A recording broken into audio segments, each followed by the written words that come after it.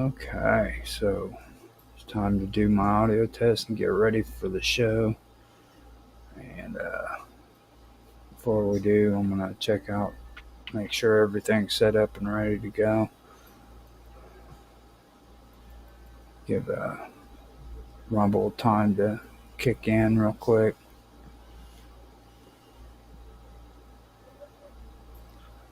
My lighting's all over the place tonight. Your what? Lighting. Oh, yeah. Actually, what? Contrast. There we go. Almost forgot what I used for a thumbnail on this one. I don't know why I do that. Because I have to go in on YouTube and make sure that it has the proper playlist. It sounds good on YouTube. 55. That's okay, I suppose. Actually, that needs to be live streamed, not. So I just copy that. Alright, so it sounds good on YouTube. Rumble has yet to kick in yet. It's good on Rumble. I've actually been on a winning streak on DLive. It's been working for the last three times so far. Cool.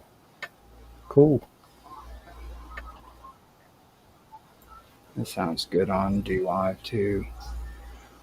Just noticed that you missed Nancy earlier. Yeah. Yeah. I have no clue what the heck that was about. She sent me a message in our chat and on the. It sounds good on Twitch. That's 155. And it's.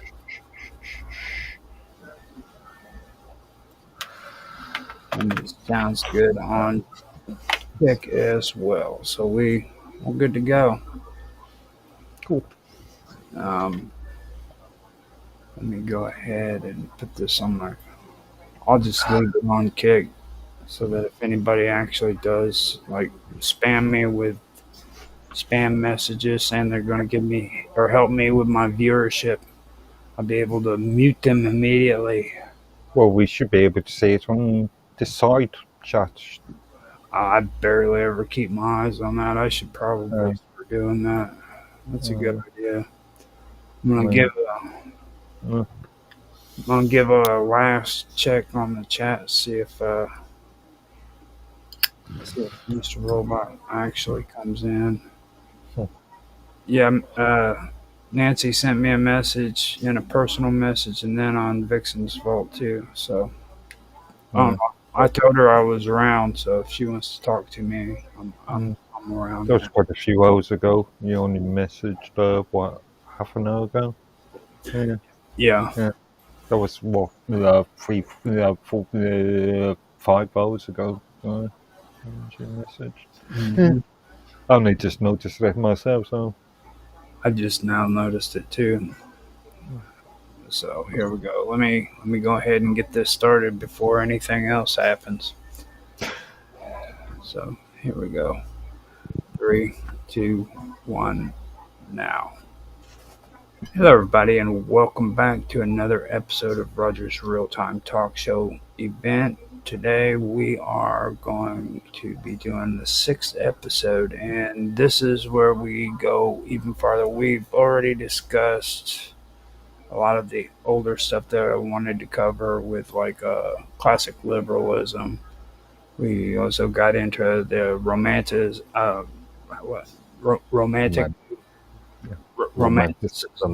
Yeah, romanticism.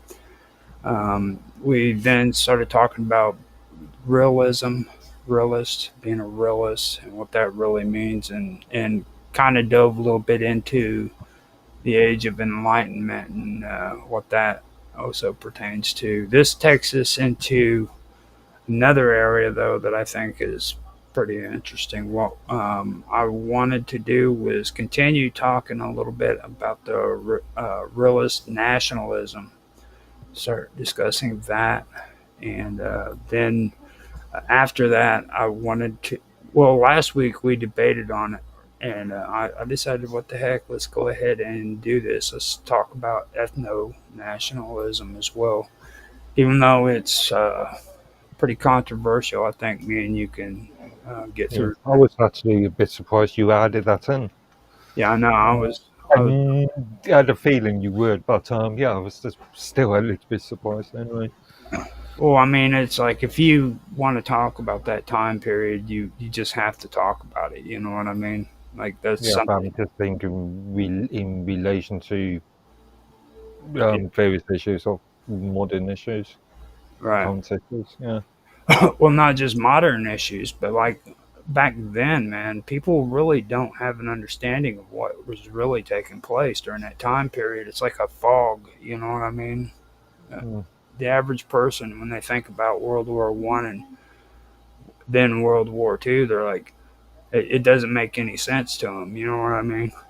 So, and this stuff actually has a lot to do with that. It was what was the eventual build up to World War I and World War II. yeah. As far as people who not really studied the subject are concerned, World War One just happened just out of the blue. Exactly. Mm, You know, and I and when you have conversations with them, they have absolutely no idea what you're talking about. You know, so whenever we were talking about that last week, I was like, I stopped for a second and I was like, you know what, actually we should probably do this, because that was one of the real reasons why I wanted to do this in the first place. You know what I'm saying? So kind of bring some of this out and make it part of the video stream so that people have kind of an idea of what's actually taking place and what yeah, actually took place. Because I see that a lot of it, if you really look at it, is related to to the past. It's just you have to really look at it. So mm, yeah, indeed. okay, so first I want to talk about realist nationalism. Now, before I get going, I do want to point out that realist nationalism, it can bring order and structure, but at the same time it can also feel cold, technocratic and hollow. And that goes especially to those people who are wanting things that have deeper meaning, and back in the day when this was going on, there was also another thing that was really kicking in, and that was ancestral pride. You know what I mean? And Mm, that was through the ethno nationalist movements that was taking place. So whenever you look at realist nationalists, that's what you need to understand. Like, this was a cold technocratic system. You know what I mean? That mm. seemed hollow to these people, um, and without any kind of emotional meaning to it. You know what I mean? I know for sure you know what I'm talking about, Yeah, Mister. yeah, indeed, indeed. Now, when realism in politics is described, it's described as feeling technocratic. Okay, now that means that the approach just appears cold, methodical, and it focuses primarily on like technical management rather than any human emotions. It doesn't pertain to morality. Um, it doesn't even have any kind of visionary ideas. You know what I'm saying? Um, Or in some cases, I'm thinking about what's happening, especially UK at the moment. There is a skewed concept of morality, let's just say. mhm. Now, see, with technocracy, that's really where we're going with this right here. You know what I mean? Now, this is governance that's governed by experts, specialists, Then So-called experts, not necessarily experts, but people who have been placed within that lesser category. administrators too. Let's not forget Yes. the administrators. Now these people, what they do is their only concern is prioritizing data. They care about efficiency, um, and they want practical outcomes. They don't want ideology or populist appeal. You know what I mean? They want practical outcomes through the use of prioritizing data and efficiency, and that's all they care about. Okay. As long as that efficiency meets their goals. Hmm.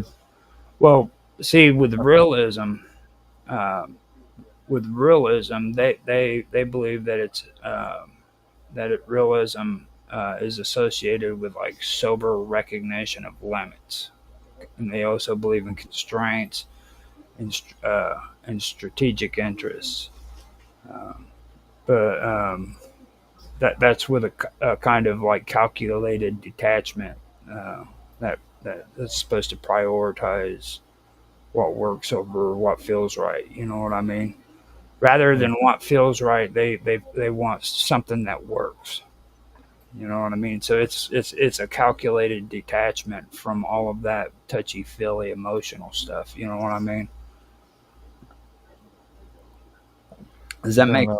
sense? I would say if the touchy-feely emotional stuff can be used as a tool within that context, Mm-hmm. then and they believe that is the most efficient method of getting them to their goals. Well, when you talk about that, that's where it starts getting a little bit crazy. I mentioned it last night on Nancy's show. Okay. Um, now, what you just described there and what I was explaining, it goes into, well, especially with concerns to international relations. Okay, this pertains to what I'm about to say, but that's where you start developing freaking statecraft. Okay, now with statecraft, that has a complete focus on like power, security, and national interests. You know what I mean? Hmm.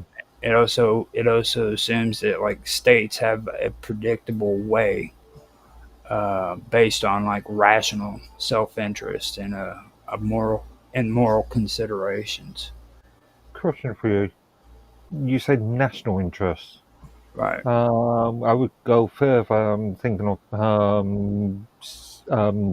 so-called states such as the European Union, um, within the jurisdictional boundary rather than not necessarily in a national boundary. Well, now today it would definitely expand. You know what I Mm, mean? And like when we start getting up to the EU and everything, I'm pretty sure that it's going to open up more. You know what I mean? But like mm, back during this time period, that's what they were aiming more for is like the national interests, and it focused on power, security, and national interests, and that was all it was, and that had to do with statecraft. You know what I mean? Even at that time, I'm thinking things like the Hungarian, Austrian Mm-hmm. And that, alliance, yep. or even going back further, the sort of Napoleon concept. And see, before we did this, I was thinking about this too. Okay, now having the ideas and the thoughts and everything is one thing, but like when you start coining things, you know what I'm saying, where it's Mm. Oh yeah. recognized, you know what I mean. That's where the difference is because like like whenever people talk about like national pride and everything. I'm sure that before all this started, there were a lot of people in these countries who had pride for their country and their Yeah. ancestral beginnings and all that stuff, but it wasn't coined yet. You know what I mean? There Mm. wasn't there wasn't an actual movement with it named. You know what I mean? And like at this point, that's where I think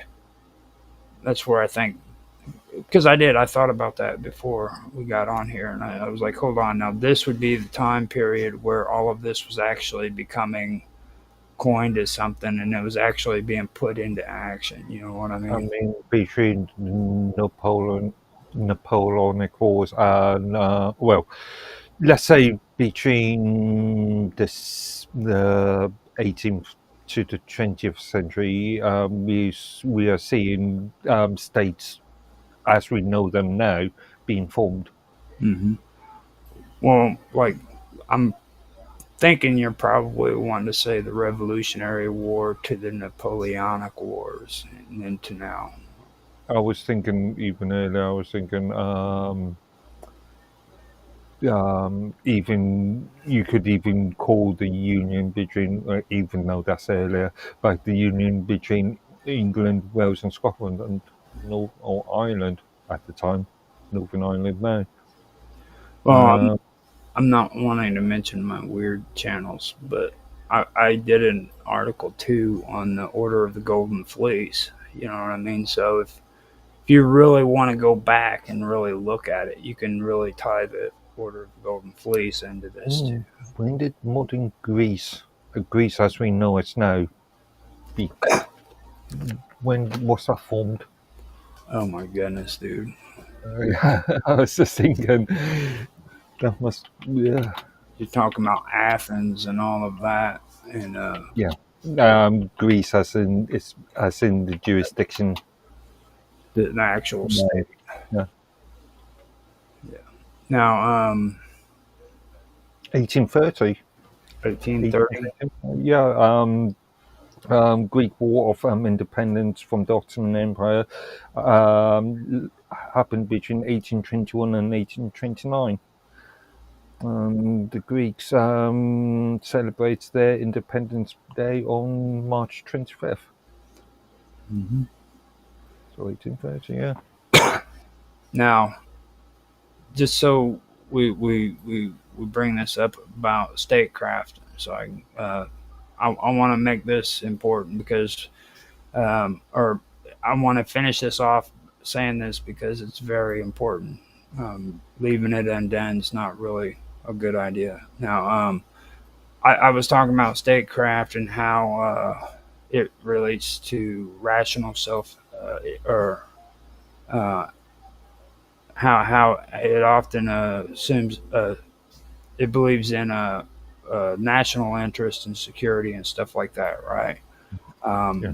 But I also wanted to point out that it behaves in predictable ways, it assumes that each state behaves in predictable ways. Okay, um, based on like rational self-interest. Uh, Now they don't agree with moral considerations, even though they understand that it might be personally important. They don't like they don't believe that personal importance significantly influences large scale political behaviors. You know what I'm saying? Um, and that's the one thing that they have Going to caused. say modern day democracy by voting once every, what, 4 or 5 years. Well, democracy was cool back whenever they were building constitutional governments and everything, but this is where things start taking a turn. You know what I mean? This statecraft, first of all, is not good. Technoc, technoc, Technocracy isn't good either. I mean, it might sound good, but it really isn't. It doesn't really have anything to do with the individual. Mm. It has to do with the state and the state alone. Whenever we talk about bureaucracy and stuff like that, this is what we're talking about. You know what I mean? It's a statecraft bureaucracy basically that pertains predictable outcomes. You know what I mean? Mm. Mm. And they use self interest, rational self interest and stuff like that. Uh, but they don't even care about like moral considerations. And this this is very interesting when you look at it, because with this perspective, it can lead to like policies that are effective in like maintaining stability or avoiding unnecessary risk, but it can also appear indifferent to like people who are suffering, or injustice, or even like aspirations. You know what I mean? Like if you want to aspire a community, it doesn't really help out when your government is ran by a bureaucracy of statecraft. You know what I mean? Mm. So it becomes a matter t- of uh, of feeling cold and methodical. You know what I mean? Calculated with no. Go ahead. I bet, and this is just a theory, this is just a hypothetical. I bet a benevolent statecraft is government. I don't think that exists. Yeah. Like I said, it's a hypothetical. Hmm. Mm. Now, with statecraft, it becomes a matter of balancing costs and benefits, and also they take risk and reward into consideration. Um, and that's without openly acknowledging like the emotional or symbolic needs of the people. You know what I mean? Mm. Um, it emphasizes its emphasis is on procedural competence and strategic calculations, and that's what makes realism feel technocratic. You know what I mean? Yeah. And it all goes back to the fact that it feels like technocratic because decisions are justified by expertise, precedent, or necessity rather than, Trust the experts, yeah. you know what I Yeah. mean? The experts have said it is fact. Mm. It's kind of like all the stuff that you hear whenever we're on Nancy's show, and Nancy starts getting all into politics and talking crazy and stuff. It just reminds me of the what was it, Klaus Schwab's mentioned in a Davos meeting a couple of years ago, in the concept of removing democracy and having, I don't know, machine, an artificial intelligence of sorts, controlling the world, everything. Yep. and Mm. and and now you are getting the idea of what's being said here, because you mentioned Klaus, and after we get through uh, ethno ethno-nationalism, I want to go over some of the modern individuals in today's world who would fit into this realist category. You know what I mean? Who would be considered realist, and Yeah. maybe get into it. I might actually even just talk all highfalutin, and say how great they are and everything, just to kind of piss people off. You know what I mean? I think for the purpose of structure, we should talk about ethno nationalism first. That's Yeah. what I agree. Yes, I debated on that too. I was like, we should talk about ethno nationalism. You are absolutely right, because like we start talking about all of these modern individuals in today's world, and it's gonna take us for, Oh, the tangent, yeah. yeah. So now, like I said, realism does it feels technocratic because of decisions that are justified by like the experts, what sets precedent, and necessity.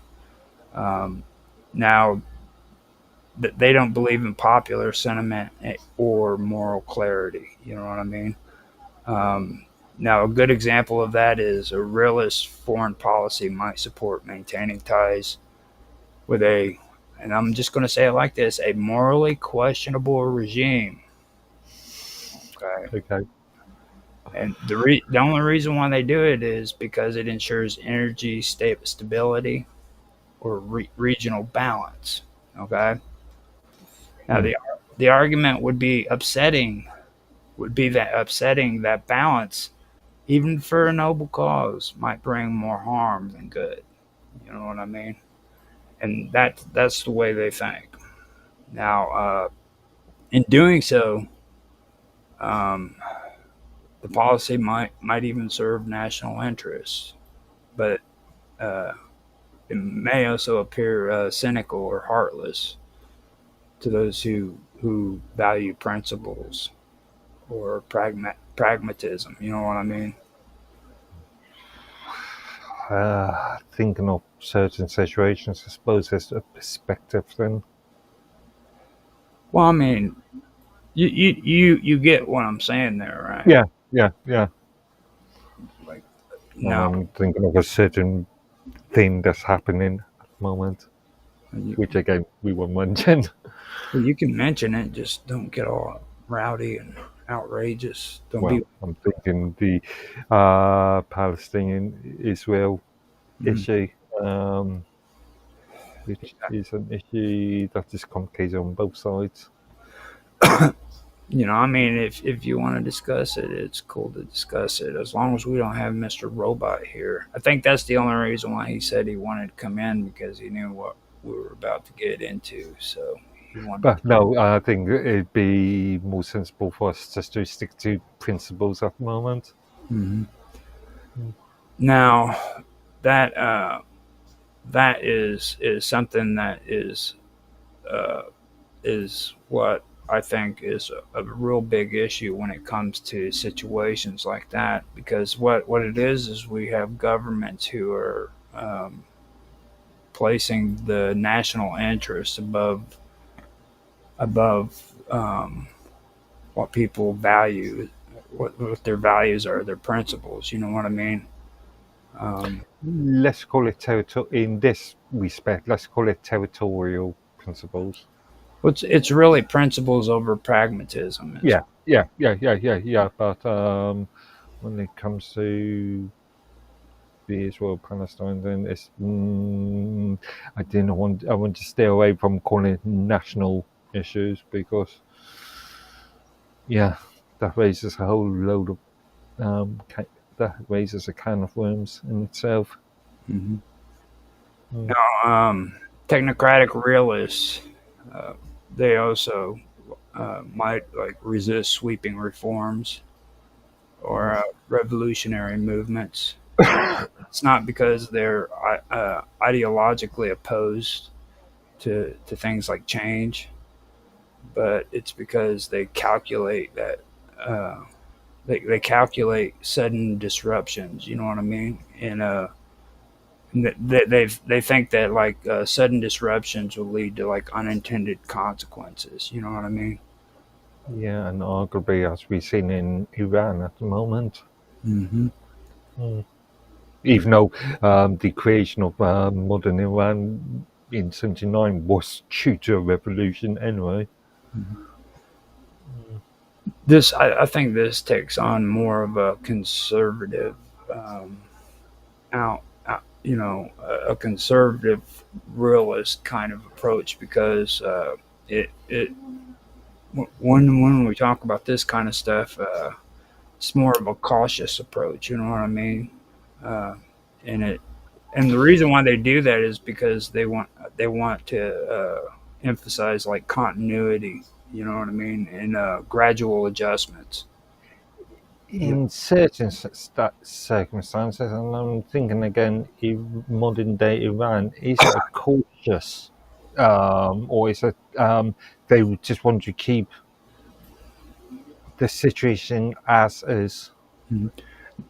That kind of gets into something that's probably going to be a little nerve wracking for you when I mention this, but monarchism too. Like I actually looked at Iran's government and the way that they do their dealings there, and I noticed that there's a lot of resemblance between the way they do their form of government to the way it's done in England, you know, because Space, the yeah, I actually had a conversation with somebody not that long ago about this. Both, in principle, both are based on theologic concepts. well, it goes even deeper than that. Like I just found out recently that it was the Crown who appointed the prime minister. Yeah, Okay, that's the same concept as what's his name, the leader of Iran. They do the same thing. As a matter of fact, they appoint their entire cabinet basically that's supposed to represent their version of the Senate. You but know, in Britain, every single citizen over the age of at the moment 18 has the ability to vote, and now their vote counts. is that for both? There. Is that for both the lower um, chamber and the upper chamber? The House of Lords, no, Okay. but in theory, this is an interesting one because the House of Commons, the Parliament, actually decides on legislation. The House of Lords is there to oversee the House of Commons, and in theory, they should all be experts within their selected fields, You know what that sounds and like? then the final sort of rubber stamping, as it is really these days, comes down to the monarch. Hmm. Now, In theory, the monarch could deny legislation, but I don't think that's how has happened, or that I don't think that has happened in my lifetime. they even in all the sources I went to, they even said the same thing. Like it's never happened since Parliament's been or gained power, I should say. Hmm. But now, when you're talking about that stuff, now making decisions is one thing, but who votes people into the House of Commons? Is it We the people. okay? Oh, Now, actually, we the people vote for ministers to stand for our constituencies. okay, Unlike America, we don't vote for um, prime ministers or presidents. We vote for parties when it comes to general elections. There is it's a interesting distinction where I always feel that Americans make a much more sort of cult of personalities out of the voting, whereas we, technically speaking, only vote for parties. you technocrats. Yeah, So and because as we saw with what was it 2 years ago, we had what four prime ministers in a year, and mhm. we we only voted for the first, or we only voted for the first party. Right. The prime minister is just a much more of an administration role. If that makes sense. See, the thing of it is like in a technocratic government. Okay, it often favors like central planning. You have long term analysis, institutional maintenance over public persuasion or grassroots mobilization, stuff like that. You know what I mean? So basically, what you're talking about right there is a technocratic uh, voting system where it's set. Yeah, but parties don't, as you know, in the US, parties don't look beyond 5 years these days. Um, when it comes to, well, with maybe the exception of a few areas. Um, but generally speaking, parties don't look beyond 5 years. Now, for me though, like in democratic societies, when it comes to this kind of setup, I think that it can make realism, or technocratic governments like that appear aloof. You know what I mean, or out of touch with like popular emotions. Uh, now, I'm not especially sure. especially when it's grounded in just practical logic. You know what I mean? I'm not sure because again, once every 4 or 5 years, people have got the ability to vote for a party. And granted, if you've got a very limited selection of parties, as has been historically two, three parties in the UK, that causes an issue because there isn't, especially in recent years, there isn't that much of a choice. Mhm. Either you vote for blue or you vote for red, or maybe if you um, naive enough, vote for yellow. All these Uh, all these colors. yeah, but same as Democrats and Republicans in US. But with what we've seen recently, we have seen new parties being created, Mhm. especially in the last year or two, couple of years in fact.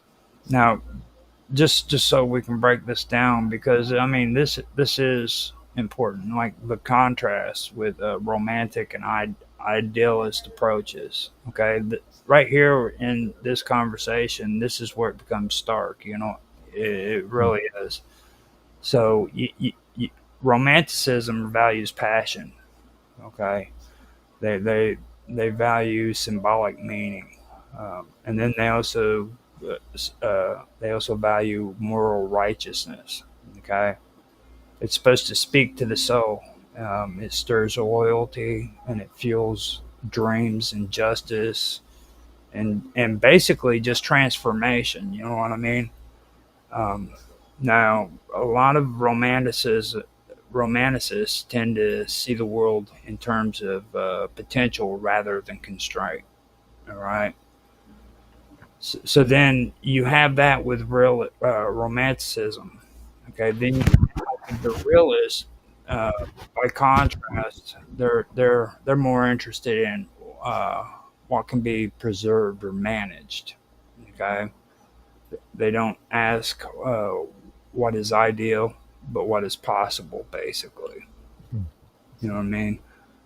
They have a pragmatic mindset, and they apply it to like uh, systemically uh, rooted kind of governance. You know what I mean? And that goes back to what I was talking about statecraft. You know, they they they use pragmatism and they apply it to statecraft.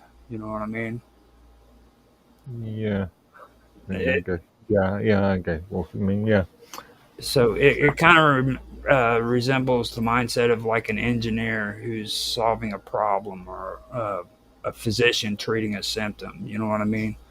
The main goal is to function and survive, and that doesn't include poetry or grandeur or anything like that. You know what I mean? yeah, very utilitarian Right. concept. Exactly. So I mean, for me, what especially with you personally, I think that you're kind of like gripped in between the struggle of two ideologies, and you really, you know what I'm saying? Because like I can see that you have that romanticism in you, but at the same time, you've got that realist kind of attitude too. You know what I mean? And I'm sure that it's not just you; it's a lot of other people in England who are going through that same kind of situation. You know what I mean? Britain, yeah, yeah, And, and that's one reason why I think it's important to go through this stuff is because there's a lot of things that are going on today. If you just take a look, at the history of things and how things have played out, you'll see that things have a tendency of repeating itself. You know what I mean? Was the old saying, those who don't learn from history Are tend to curse repeat? Yeah. are doomed to repeat it. Yeah. Now, the technocratic realist is someone who believes in political and social decisions, um, or that they're someone who believes in political and social decisions. Um, they believe that they should be guided by expert knowledge, technical data, and rational planning. Now, even though they believe in that, they claim that they also understand that power, human flaws, and real world limitations are what shape outcomes. You know what I mean? Mm. Now, historical figures like I don't know if you've ever heard of them, but Lee Kuan Yew of Singapore. Yeah. Uh, yeah. I'm just trying to think. Now he embodies this blend perfectly. He transformed a small struggling colony into like a global financial powerhouse. And he did that by relying on strict policy, technical expertise, and a clear-eyed view of human nature. Basically, you know, he wasn't idealistic. He just believed in discipline, uh, meritocracy, and smart governance. And he didn't have any illusions. You know what I'm saying? Does it make sense? Yeah. Now, another one that I want to bring out when it comes to realists is, and everybody hates her. It's Angela Merkel. Merkel. Okay. Now she is 100% a technocratic realist. Mm. Okay. Um, now she. A lot of people don't know this, but she was a trained scientist. Do you know that? Yeah, yeah, I'm aware of that, but she was also shaped by, um, she lived on the west side of Berlin. So she was, yeah, had that sort of communist mindset Mm-hmm. from an early age. Well, realist in communism slash socialism is it's like a hand, you know, glove fitting in Mm. your hand. You know what I mean? They kind of went together. Um, but she was also a pragmatist. That's what a lot of people don't understand. It was all about being a pragmatist. Um, Now all she cared about was data, and she was very cautious. Sorry, I said West Germany was communist, didn't I? Yeah, I meant East. Yeah, I meant East. you're right. It was So, yeah, East. yeah, yeah. You're right because East and West. Mm. See how things change in your head. I mean, it was like me and you were both alive when the wall fell. You know what I mean? Indeed, indeed. Yeah. We remember the nuclear scares of the 80s. Mm-hmm. Yeah. Now her. Now the thing I did want to say about Merker is she she she was very cautious. You know what I mean?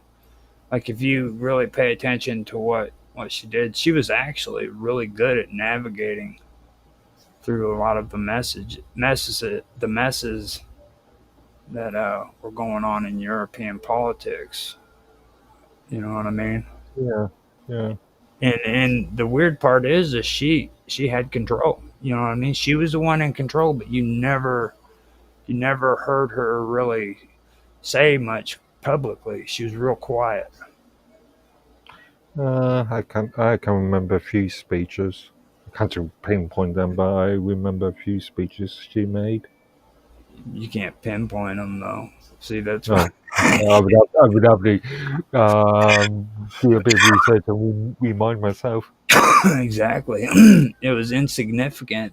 You know what I mean? It was nothing Well, that it was insignificant for me being a Brit. I'm Well, sure. I'm sure. I can't sort remember. of insignificant, I say.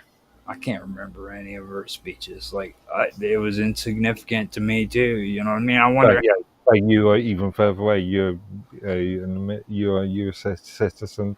Um, you weren't affected by things like the Schengen Agreement, and She was squeaky clean, like Mr. Clean was. You know what I mean? The big old bald headed guy on the commercials.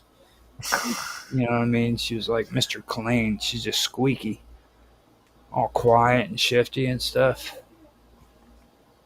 So mm, now after her, another guy I want to mention, and this guy nobody likes, I don't think, and that's Henry Kissinger. Okay, now he basically is a classic realist. If anybody freaking is can be determined as a realist, he would be the person that you would consider as a realist. You know what I mean? I was just thinking on in current politics, Macron. Macron. Uh, So what do you consider him as being a realist for? for very similar sort of reasons as um, the German, um, Markle. yeah, um, he is known for making sort of, well, with the odd exceptions, he is known for speaking on the world stage. Mhm. Now, when it comes to Kissinger, though, you know the reason why I said that, even though he's really a controversial person, um, with Kissinger, he was driven by like strategy, power dynamics, and the belief that like nations operate in their own self interest, not based on morality. You know what I mean? He believed that. He believed that no matter how much people in government talks about morality, that wasn't really their true motives. You know what I mean? It was always based on their own self interest. You know. Whereas, I don't know, when it comes to people like Macron and Merkel, you could say the same thing, but within the confines of the European Union. Um, you could argue that Merkel had a lot of protectionism as when it came to Germany. Well, see, the thing that about Kissinger that kind of bounces off of that is that like his foreign policy was always cold and calculated. You know what I mean? Now he designed it to like maintain balance rather than like win people's applauses. You know what I mean? He didn't care about freaking handshakes and claps. You know what I mean? It was cold and it was calculated. He didn't care about how many lives were lost or anything of that nature because that was just emotions. All he cared about was freaking if it worked and if it didn't work. You know what I mean? It's very cold and calculated. Again, the handshake concept only if it served these purposes in the first place. Mm-hmm. Self Yeah, interest. yeah. Always self interest. Now, I know, I know when it, I tried to hold off on all the people who in today's world were about were is people that you would consider as being realists, but I couldn't hold off any longer, so I figured I would just start it. But the one that really sticks out in today's world that I believe would be a really perfect example of as a realist would be someone like Elon Musk. Even though he's unconventional, he does fit the mold in his own way. You know what I mean? I can sort of see it. Because like he pushes the engineering. You know what I mean? He pushes for engineering basically. He's into driven solutions like global challenges. He's really big into things like energy and transportation. Yeah, but when it comes to these companies, he hasn't been overly successful when it comes to logistics. Well, he still tries to tackle them, though. You know what I mean? He thinks of them as like challenges, and like he's Mm. obsessed with it. You know what I mean? He's also navigating through political structures like what we've been talking about here. Um, he wields a lot of influence.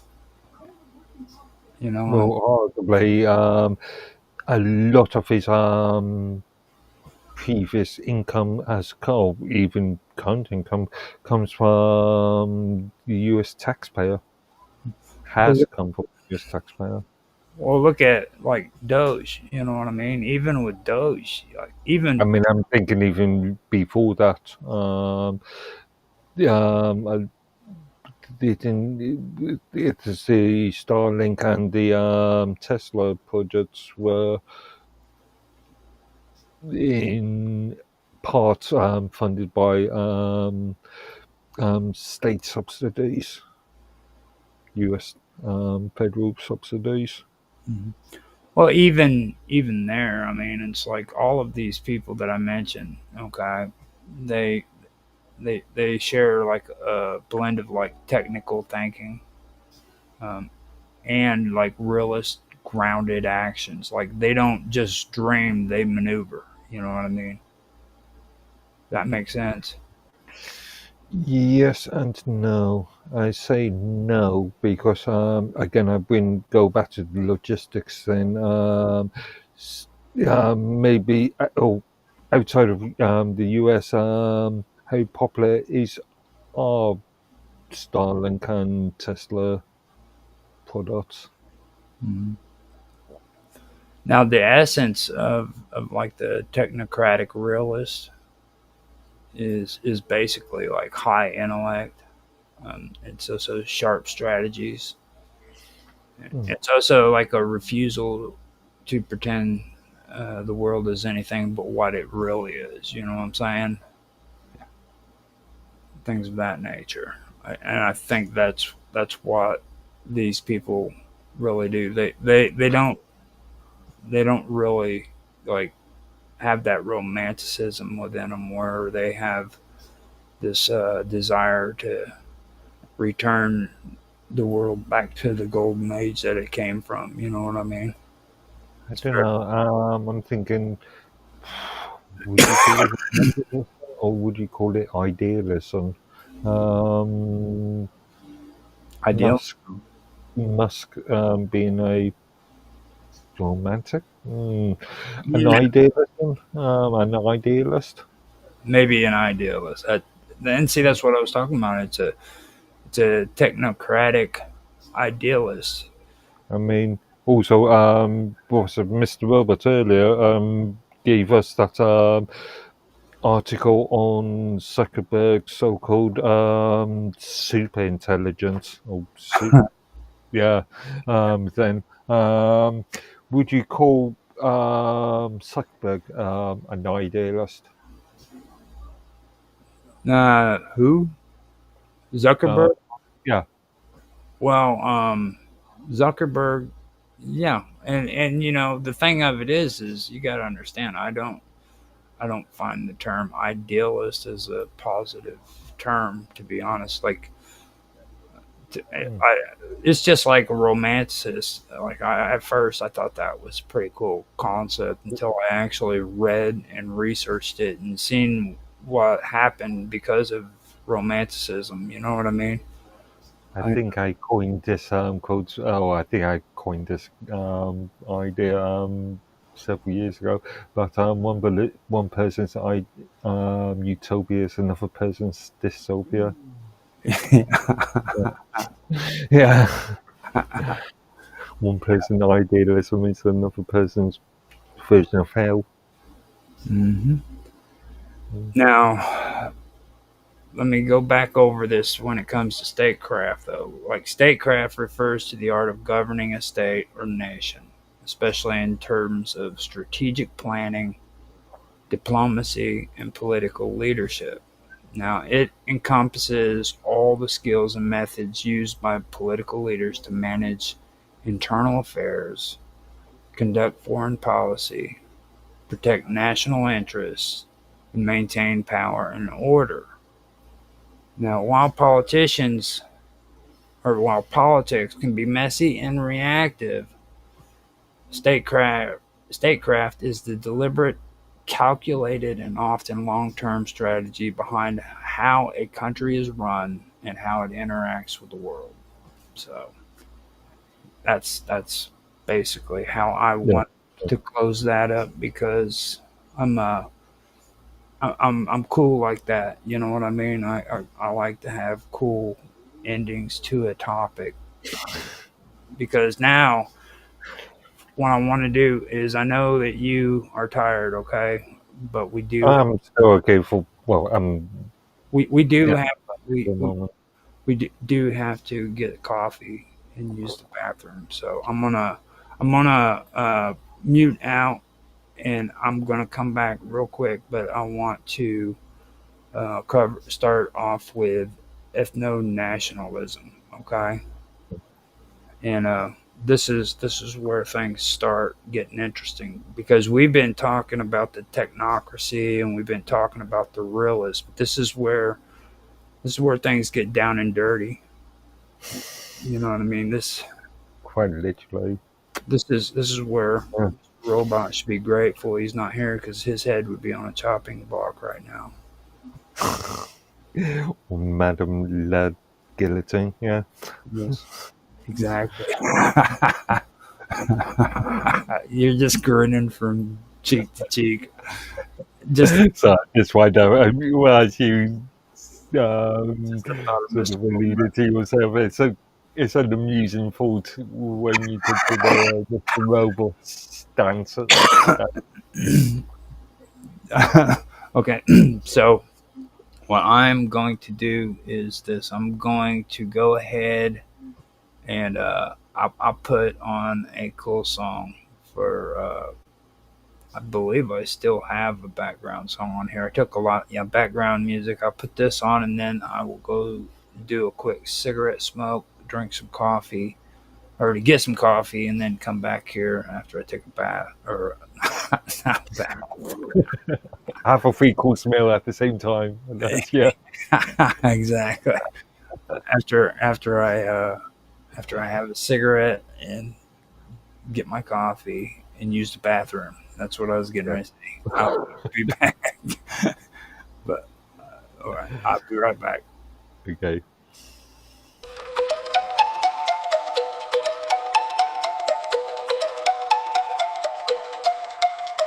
Awakening from an epic dream, awakening from the long dark night.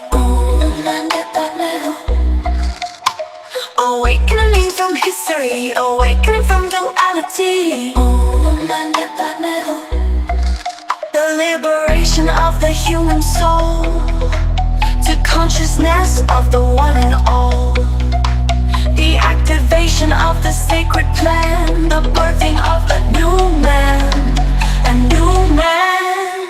When the light within is revealed, all the pain and suffering shall be healed, and the truth of love is our destiny, living on the earth in peace and harmony.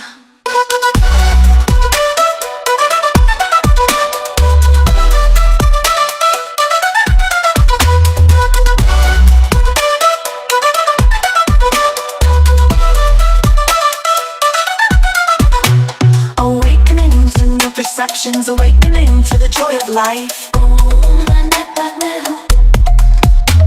Awakening to a new dimension, awakening to a paradise. The illusion of separation disappearing into unity, into the source of a high vibration, into the wonder of the mystery. The mystery. When the light within is revealed, all the pain and suffering shall be healed, and the truth of love is our destiny, living on the earth in peace and harmony.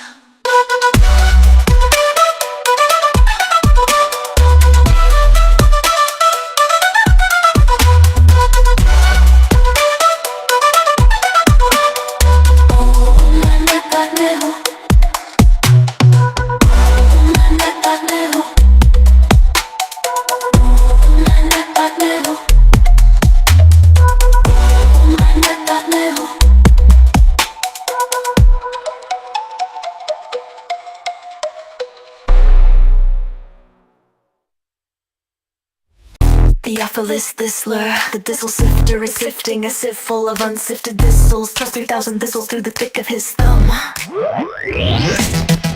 3,000 thistles through the thick of his thumb. 3,000 thistles through the thick of his thumb. Theophilus Thistler, the thistle sifter is sifting a sieve full of unsifted thistles. Thrust 3,000 thistles through the thick of his thumb. 3,000 thistles. Mr. Robot rolled around and rolled round, and if Mr. Robot rolled around and rolled round, where is the round roll? Mr. Robot rolled round. Where is the round roll? Mr. Robot rolled round. Mr. Robot rolled round. Mr. Robot rolled round. And if Mr. Robot rolled and rolled round, and if Mr. Robot rolled around and rolled round, where is the round roll? Mr. Robot rolled round.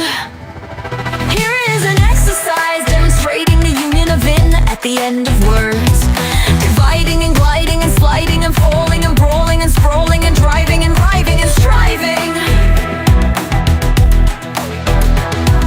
dividing and gliding and sliding and falling and brawling and sprawling and driving and driving and driving. Theophilus Thistler, the thistle sifter is sifting a sieve full of unsifted thistles. Plus 3,000 thistles through the thick of his thumb. 3,000 thistles through the thick of his thumb. 3,000 thistles through the thick of his thumb. Theophilus Thistler, the thistle sifter is sifting a sieve full of unsifted thistles. Plus 3,000 thistles through the thick of his thumb. 3,000 thistles. Mr. Robot rolled around and rolled round, and if Mr.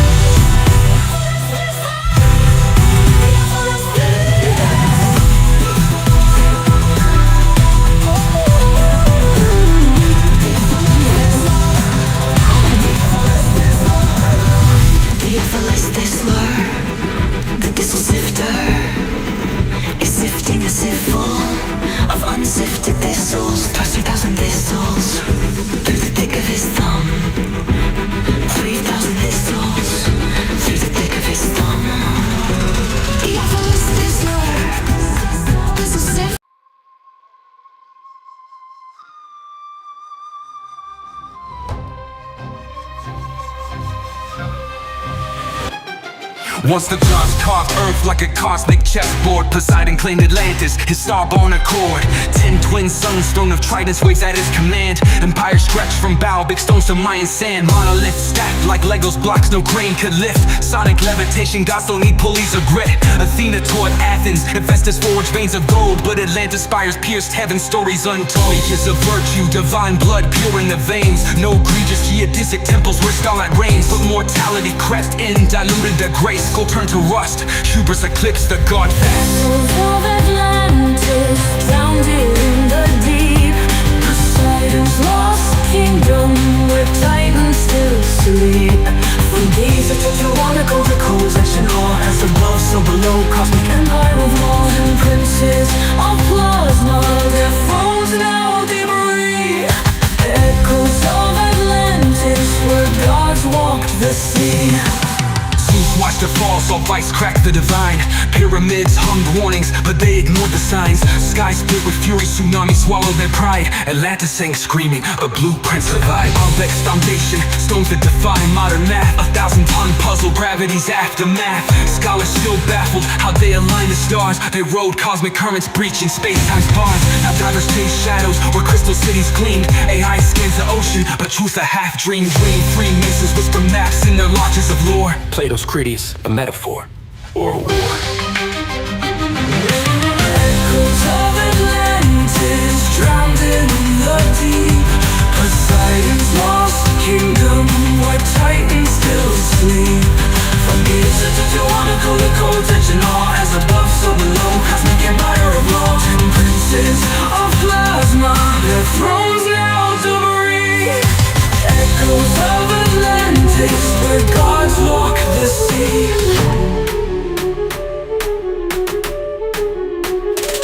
They say Poseidon's seed still flows in our veins. In every megalith, every grid that restrains. The Dogon chart Sirius, temples guard the flame. But Atlantis tech, it's encoded in our DNA's frame. Zeus's verdict was fire, a flood and ice. Yet the Sphinx still stares, whispering sacrifice. Mortal minds crave power, but miss the design. True kings rule through resonance, not bloodline.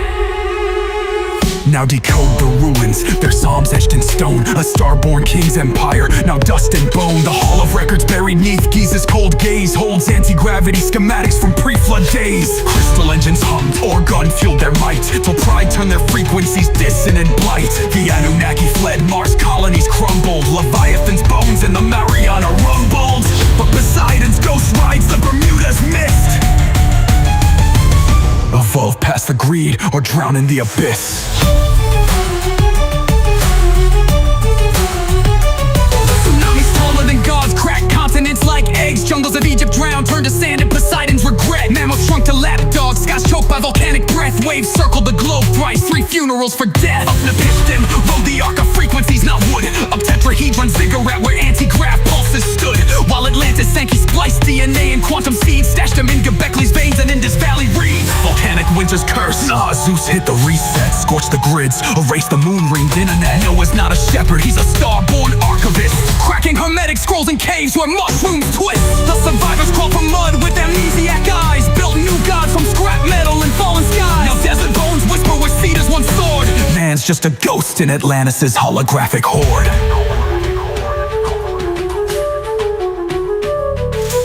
Blood wasn't water, it was math. A codex purged, Enoch's nightmares digitized in the cosmic surge. As above, so below, the blueprint stays true. Rise from the ashes or drown in what's new. The flood wasn't water, it was math. A codex purged, Enoch's nightmares digitized in the cosmic surge.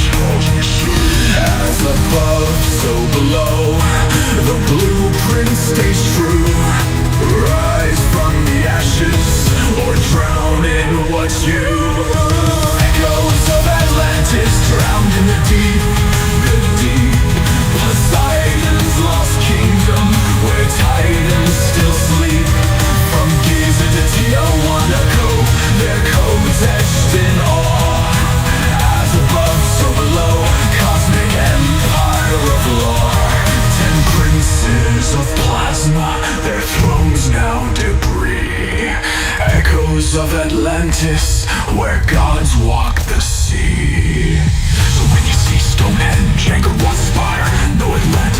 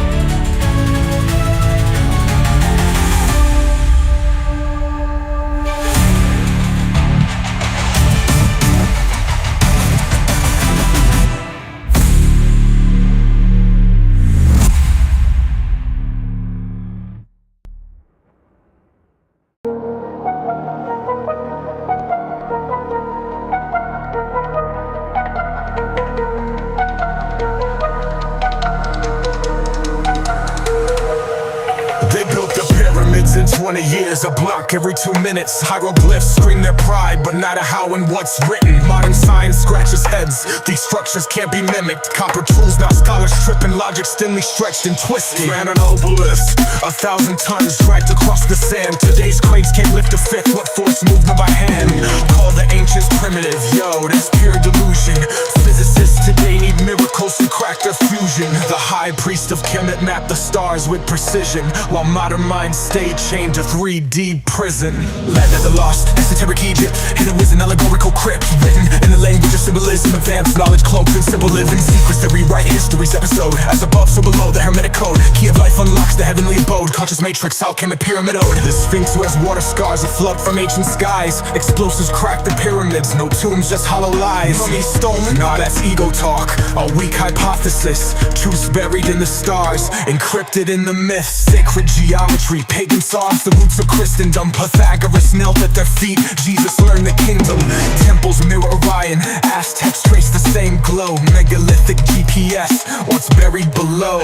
They split the lotus stem, hid wisdom at the core. Solomon's temple, just a copy of what came before. Land of the lost, esoteric Egypt, hidden wisdom, allegorical crypts. Written in the language of symbolism, advanced knowledge cloaked in simple living. Secrets that rewrite history's episode. As above, so below, the hermetic code. Key of life unlocks the heavenly abode. Conscious matrix, alchemy pyramid ode. Iron to gold, alchemy's flame, they mastered the unseen. Telekinetic levitation, Mars dust and genes. Critics laugh, aliens but the proof's in the plasma.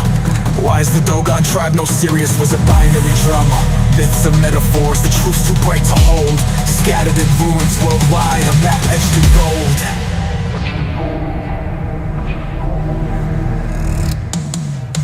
They call themselves Negeru, gods with cosmic ships. Gifted fire, math and law, then dipped beyond the eclipse. Now academia's gatekeepers mock what they can't measure. The scales of Ma'at weigh soul, not tech or treasure. The Zet Tepe dawned when gods walked as king. Left blueprints in Gobekli Tepe and the Nazca line. The Emerald Taylor's truth burns through the scholar's denial. We're echoes of starlight reclaiming our trial. When you stare at the sky, feel the ache in your chest. That's ancestral memory. We're all cosmic guests. The pyramids hum a hymn, rising cold the divine. As above, so below, till the world's realigned.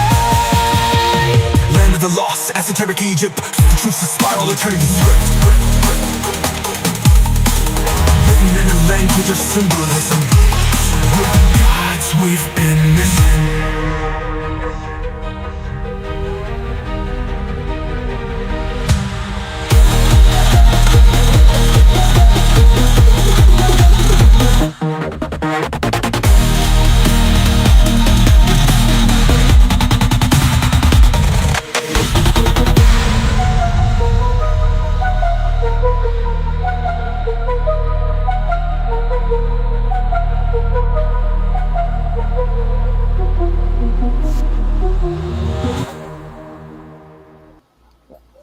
Okay, we are back. If you guys enjoyed that, that was brought to you by Mr. Robot, aka Illuminati, on Rumble.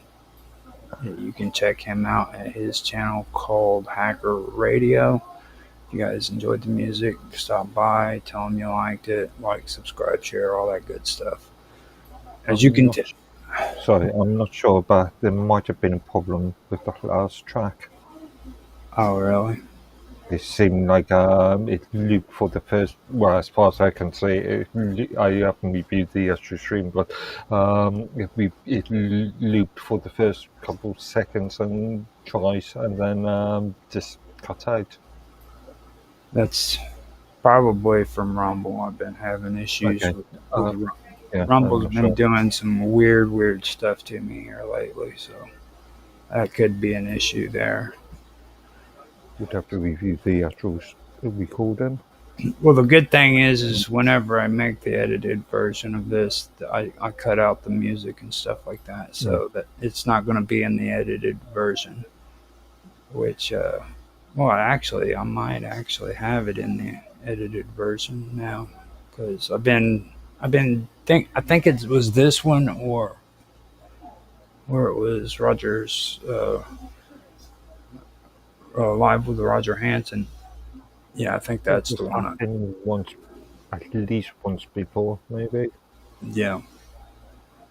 So with that being said, let's get on to the more important stuff rather than Mr. Robot's music, because we're getting ready to get into the bread and butter of history, what took place between the late 1800s all the way up until the end of World War II, and even beyond. Mm. This really ties into a lot of the issues that we have had in the past. Now, um, I I forgot the name of, or no, actually, I've got it. I keep forgetting I have the talking points, but this has to do with a combination of ethno-nationalism and revanchism, I guess would be the way of saying it, that we discussed in the last episode.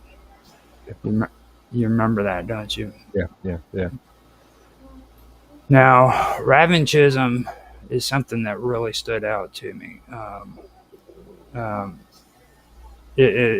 First of all, people need to understand that with this term revanchism, which I haven't ever used until just recently, but with that kind of thinking, it often like distorts the past, and why it does that, it does it to create like a simplified version of what's right and wrong. You know what I mean? And that usually it pertains to uh, one's own group, and they always make them out to be victims, and other people are always to the blame. To blame, you know what I mean? Mm. Now, this is a black-white view of the world, okay, and a lot of times it can fuel extremism. It also undermines democracy, basically. And it's been known to destabilize a lot of regions.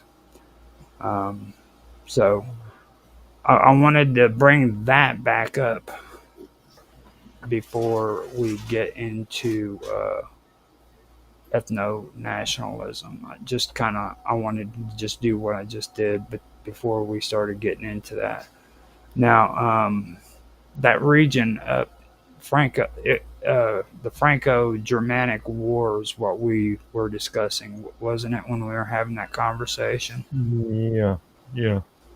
And as a result of that war, France had lost territory to Germany, and that caused what I just discussed is called revanchism, which created a lot of tensions between France and Germany, and this was just before World War One, and that built up, and it fueled what would eventually become World War One, basically. But there was other aspects that were involved in it, and that's where we get into ethno-nationalism, and this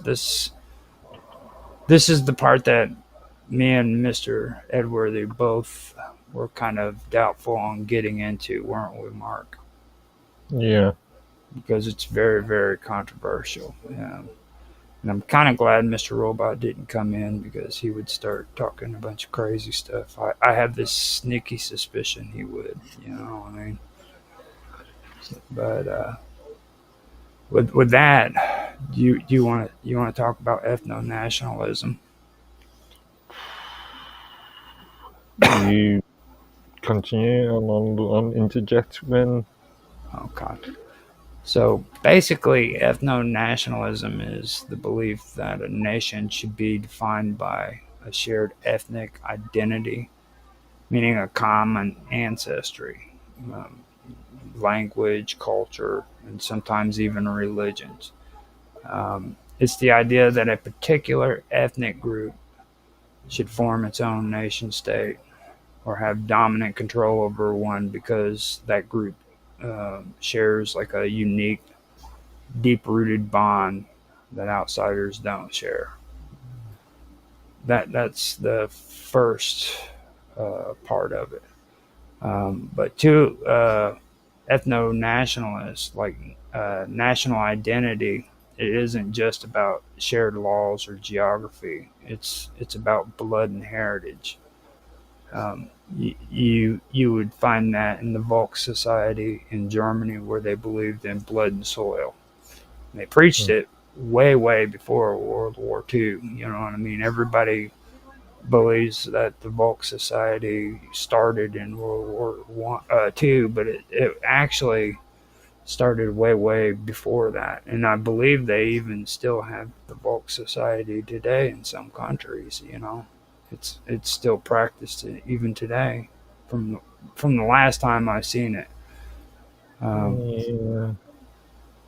I'm just thinking of what's happening in South Africa at this present moment.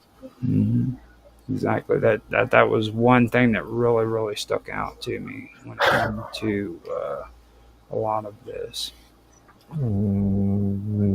Possibly what caused serious issues in Zimbabwe. Yeah. Well, Mm. I connect the things that happen in South Africa as well as what has been going on with Israel and the Palestinians as well, because it all rotates around this ethno nationalism. You know. It, Israel Palestine is a bit more complicated because of the sort of Hamas sort of well, not just Hamas, but the theologic point on both sides. Mhm. Mm. Well, I mean, any way you look at it, it still comes back to ethno nationalists. You know what I mean? An ethno nationalist and their national identity isn't just about shared laws or geography. You know what I mean? It's about blood and heritage. It's a divine uh, belief. Actually, rather than looking at it from a German point of view, Franco's Italy. Oh, sorry, Mussolini's Italy. Hmm. Be Yeah. much more appropriate. Yeah. Now, ethno nationalism is the belief that like the nation should be defined primarily by a shared ethnic identity, like ancestry, language, culture, and often a religion. Now you'll find that this is a conflict that happened between the realists and these ethno nationalists. Now, ethno nationalists is basically what uh, Romanticism evolved into as time went on. Um, it was this is an example of Romanticism going way over the top. You know what I mean? Crossing that line, and there was a conflict between realists and these ethno nationalists, where the realists would go out and they would insult um, these people's beliefs because they believed that they were superstitions. They believed that they were folklore, make believe, all that stuff. So they would openly attack their heritage, their ancestry, their their lore that gave them their national pride and stuff of that nature. Now, you had that going on with the realists that were doing that. Um, but at the same time, you had the the ethno nationalists who were telling people that if they didn't speak the same language, they needed to leave, get the hell out, speak our language or go home, kind of stuff. And that's where that terminology came from. Like we hear it in the United States all the time, and nobody even thinks about it. But Yeah, but the US is a more interesting sort of concept because in reality, the US is was created by migrants. Yeah. Yeah. Exactly. But see, the language thing was what it was. It's like I grew up mostly in Florida, in Georgia, and then Arizona. Okay, and like I'm fully aware of speak our language or go home. You know what I mean? Like Yeah. um, a lot of people would say that when it came to Hispanics.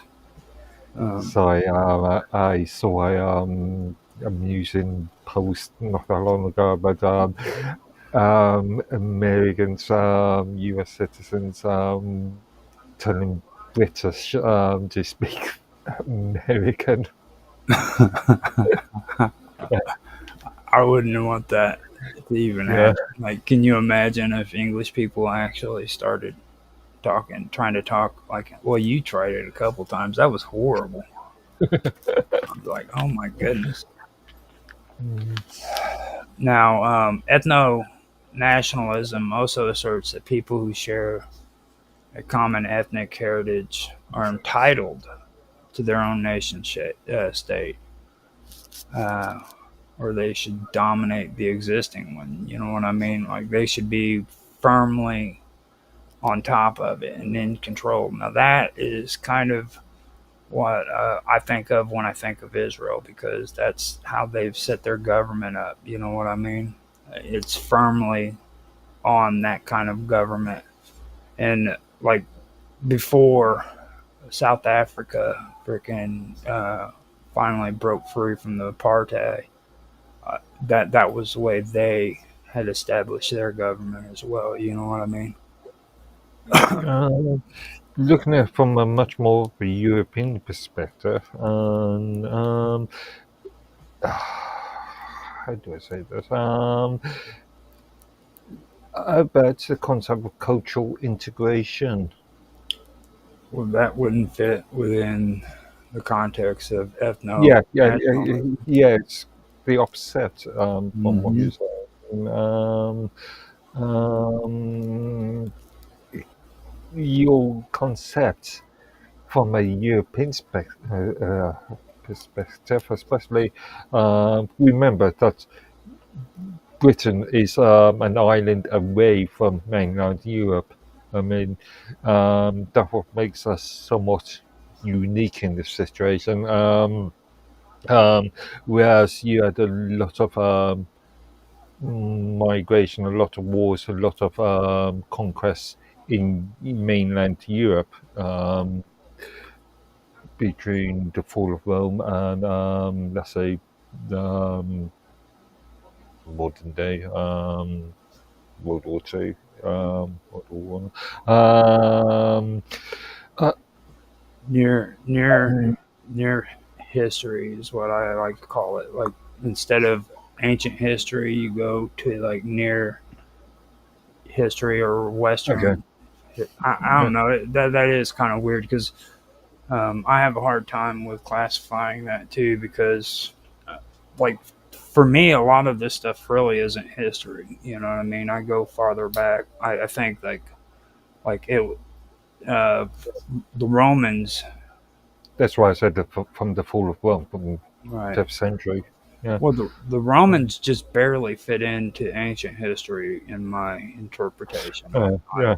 You know what I mean? Like that's all I was saying. But that's just my personal preference. You know what I'm saying? But my original point was that um, Britain has been able to defend itself because of that natural sea border. Well, don't get me wrong. Okay, this ideology of ethno nationalism uh, it shaped history. It was both empowering and catastrophic. You know Mm. what I mean? It fueled a lot of independent movements on one hand, but then it also showed violent exclusion on the other hand. You know what I mean? Mm. So you had a split between it. You can find areas where historically freaking national or ethno-national ideologies it did empower people, but it also caused a lot of bad things to happen in Europe. You know what I mean? Just going back to my previous point, the concept of cultural um, integration. I can see the issue of ghettoization. Yeah. Yeah, I personally feel though that like the whole ghettoization thing is a direct result of ethno nationalism because like when you take a look at the Jews before World War II, that's where they were. Well, even before that, like back in the Age of Enlightenment, and so forth, the Middle Ages, they were always herded up in the ghettos.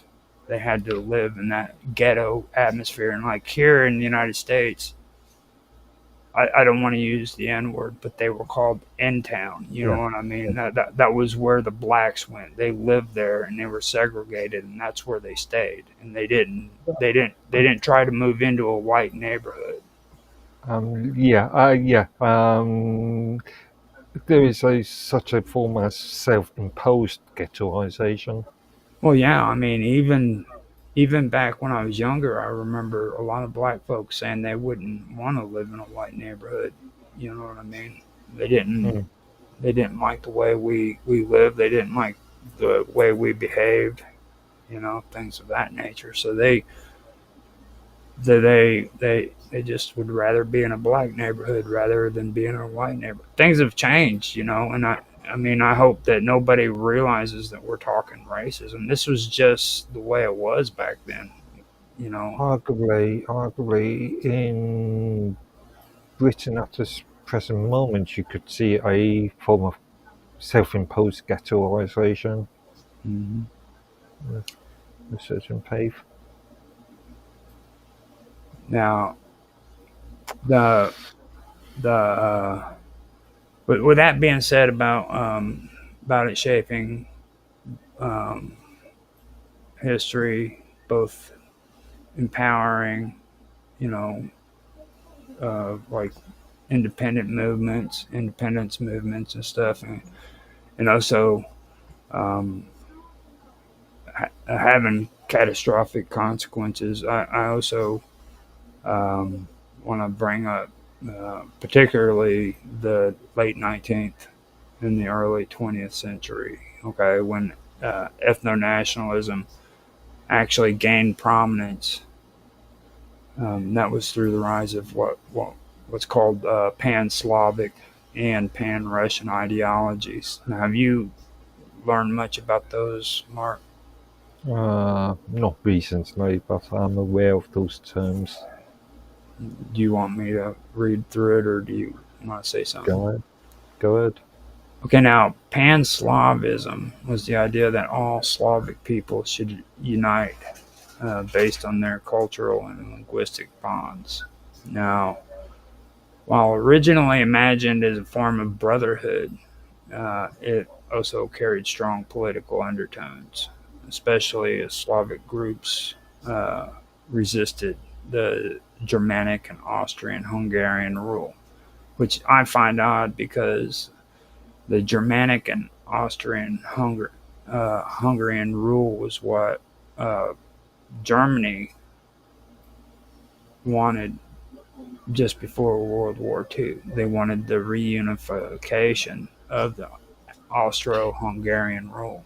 You know, Is this not also related to the Ottoman Empire?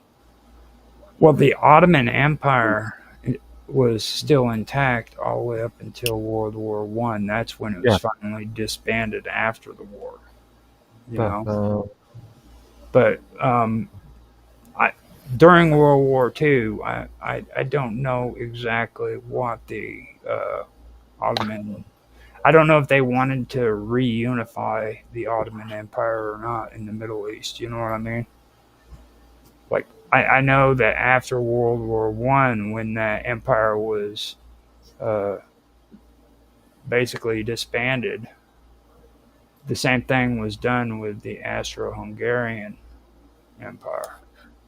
I And think after World War One, Turkey was no weak threaten, and yeah, even now Turkey's trying to become a European, or has been trying to become a European Union member for many years now.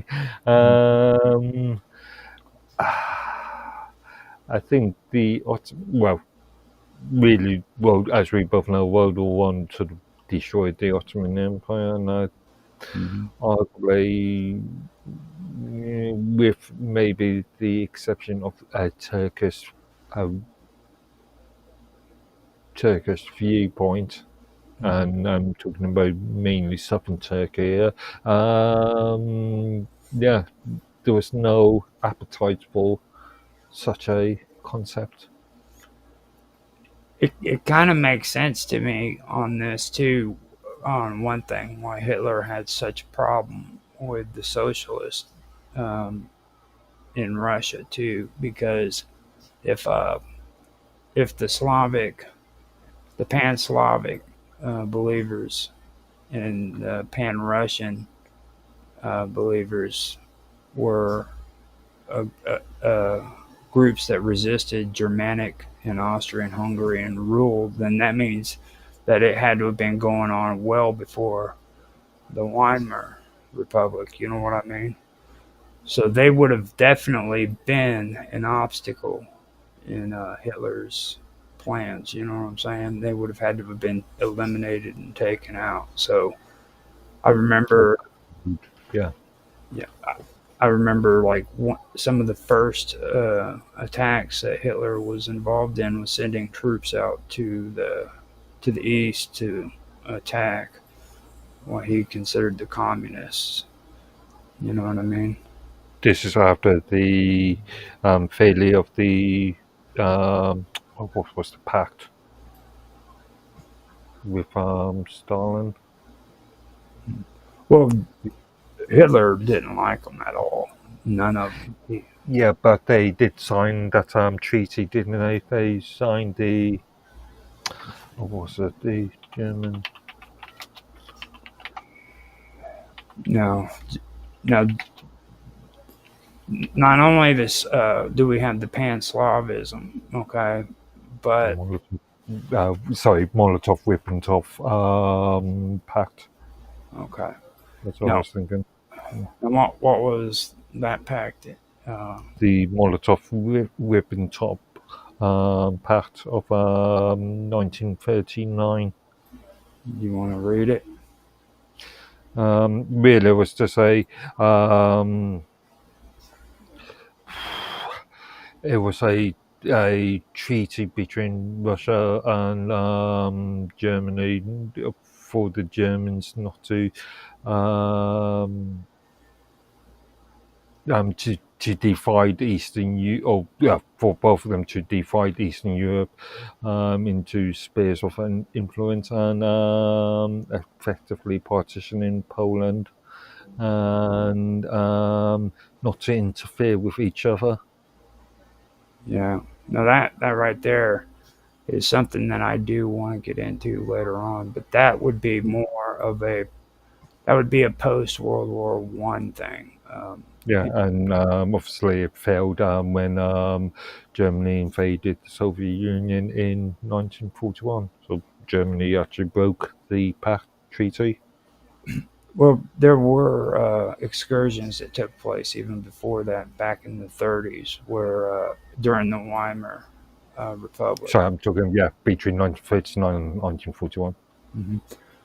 Yeah, and then when the actual invasion of, but like he was actually sending troops in to fight against the Slavic movements, and he was actually getting a lot of credit for it because he's getting a lot of popularity in Germany or the Weimar Republic because of that.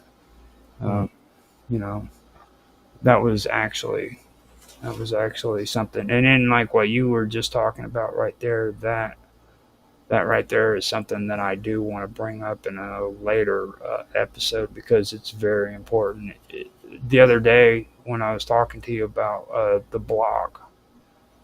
Europe has this fascination with setting up blocks, and they don't understand that these east and western blocks just they don't work. You know what I mean? Uh, it's been proven historically that it fails, and I'm gonna pop that information up on one of our episodes before we finish up with the Nazis, so that Uh, people. I think we'd have to go all the way back to Napoleon's failure in Russia.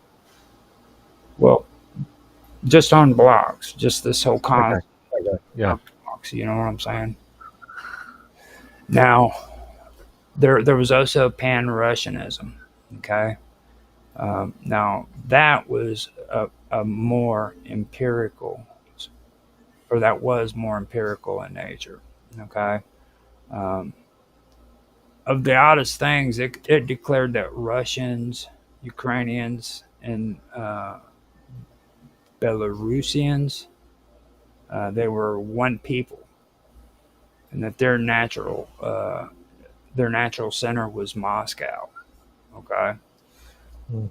Now, the Russian Empire used this ideology to justify expansion and suppression of like minority cultures through policies like forced Russification. That's what they called it, forced Russification. These beliefs they didn't remain contained to like rhetoric. They also shaped foreign policy. They encouraged intervention in neighboring states, and they also played a significant role in like destabilizing the region, leading up to World War One. And this was one of the reasons why World War One happened. Okay, now as these nationalist ideologies took hold, they also fostered exclusion. There was paranoia. There was violence towards those who didn't fit the ethnic mold. That led to pogroms. Um, those were violent mob attacks targeting minority communities, um, often with explicit or implicit government support. Um, and believe it or not, that's the tragic reality of it. You know, a lot of people, I think, have a hard time wanting to discuss what these programs like because it's a lot easier to talk about World War One and the Holocaust and how many Jews and Gypsies died. You know what I mean? But nobody wants to talk about this stuff taking place before World War One. It's just easy to put it in a box and say Adolf Hitler did all of it. You know what I mean? But Mm. that's not how history played out. Like I would go as far as saying Adolf Hitler was the product of his environment. He Yeah. it, it was it was bound to happen. You know what I mean? Somebody was going to come along and become Adolf Hitler. If it was him or if it was somebody else, it didn't matter. And that's what Churchill was getting at. You know, when he did his famous speech on the The top. famous "We will fight them on the beaches" one. Yeah, Yeah. you know. So in the Russian Empire, uh, everybody always talks about the Jewish communities, and they always say that they were they always talk about them because yeah they were the most frequent targets. Okay, but then nobody realizes it wasn't just the Jews, like the Roma populations. Mm. Who are referred to usually as gypsies, they were also attacked. That's something else that I always like to bring up. You know what I mean? Um, the Russian Empire and even the surrounding regions, like the Ukraine, Poland was big on it. So was Romania. All of them, they they subjected Jews and Gypsies to waves of violence, especially from the 1800s into the early 20th century. You know, mm, mm, and this involves like homes being looted, synagogues were burned, families were beaten and killed, um, and and the messed up part about it is the state rarely intervened, and there were times where officials did participate and even encourage the violence. You know, so this was a big deal that kept building up. Um, and if I'm not mistaken, countries like Croatia, mhm. Georgia, at the same time. Yeah. Now the whole messed up part about it is like I said, mostly the Jews are always mentioned, but Roma communities faced similar um, situations. Uh, but the thing of it is what happened to them was often less documented. You know what I mean? And that was because they were viewed as like cultural outsiders. Mm, A lot of these people considered them racially inferior and incompatible with like their nationalist visions, and of course their nationalist visions consisted of a pure ethnic state. You know. Do you remember that stream that we had? I think it was last year in relation to that mountain disaster in I can't remember which country or which province it was, but in some Asian part of Russia, in the Asian continent part of Russia. Yeah, that just happened here recently, didn't it? That was last year. Was it? Yeah, that's I was thinking about the volcano or the earthquake. Sorry about that. no. Oh Yeah, no. We had a conversation, and this was gone back. I yeah, can't about a remember. year. No. This was a long time ago. Um, this was in relation to the those um, deaths on that mountain, that's which was considered sacred by the locals. Now, see now you're gonna get me all caught up in my strange and weird stuff. So And we were talking about how the Soviets treated the um, indigenous, yeah, okay. yeah, You were talking about the Diletnev Pass in yeah, Russia. Yes, that mm, was it. Yes. And yeah, the way the Russians treated their indigenous, that was after communism was firmly installed. And this goes back to the realist versus the ethno-national perspective too. You know what I mean? It's like I said, it kind of got to the point where all of this stuff got mangled into one another, and they used like realists eventually learned how to use romanticism as a tool. You know what I mean? mm, mm, And they started incorporating it into their forms of government, I guess you could say, so that they could learn how to control the masses more efficiently. You know, according to their ethnic backgrounds and stuff like that, and trying to get them into believing in the great state of the Soviet Union, I guess you could call it. Start preaching, yeah. you know, that utopian world that all communists look for. You know, Even though it's quite ironic that they still allowed the Orthodox Russian Church to exist.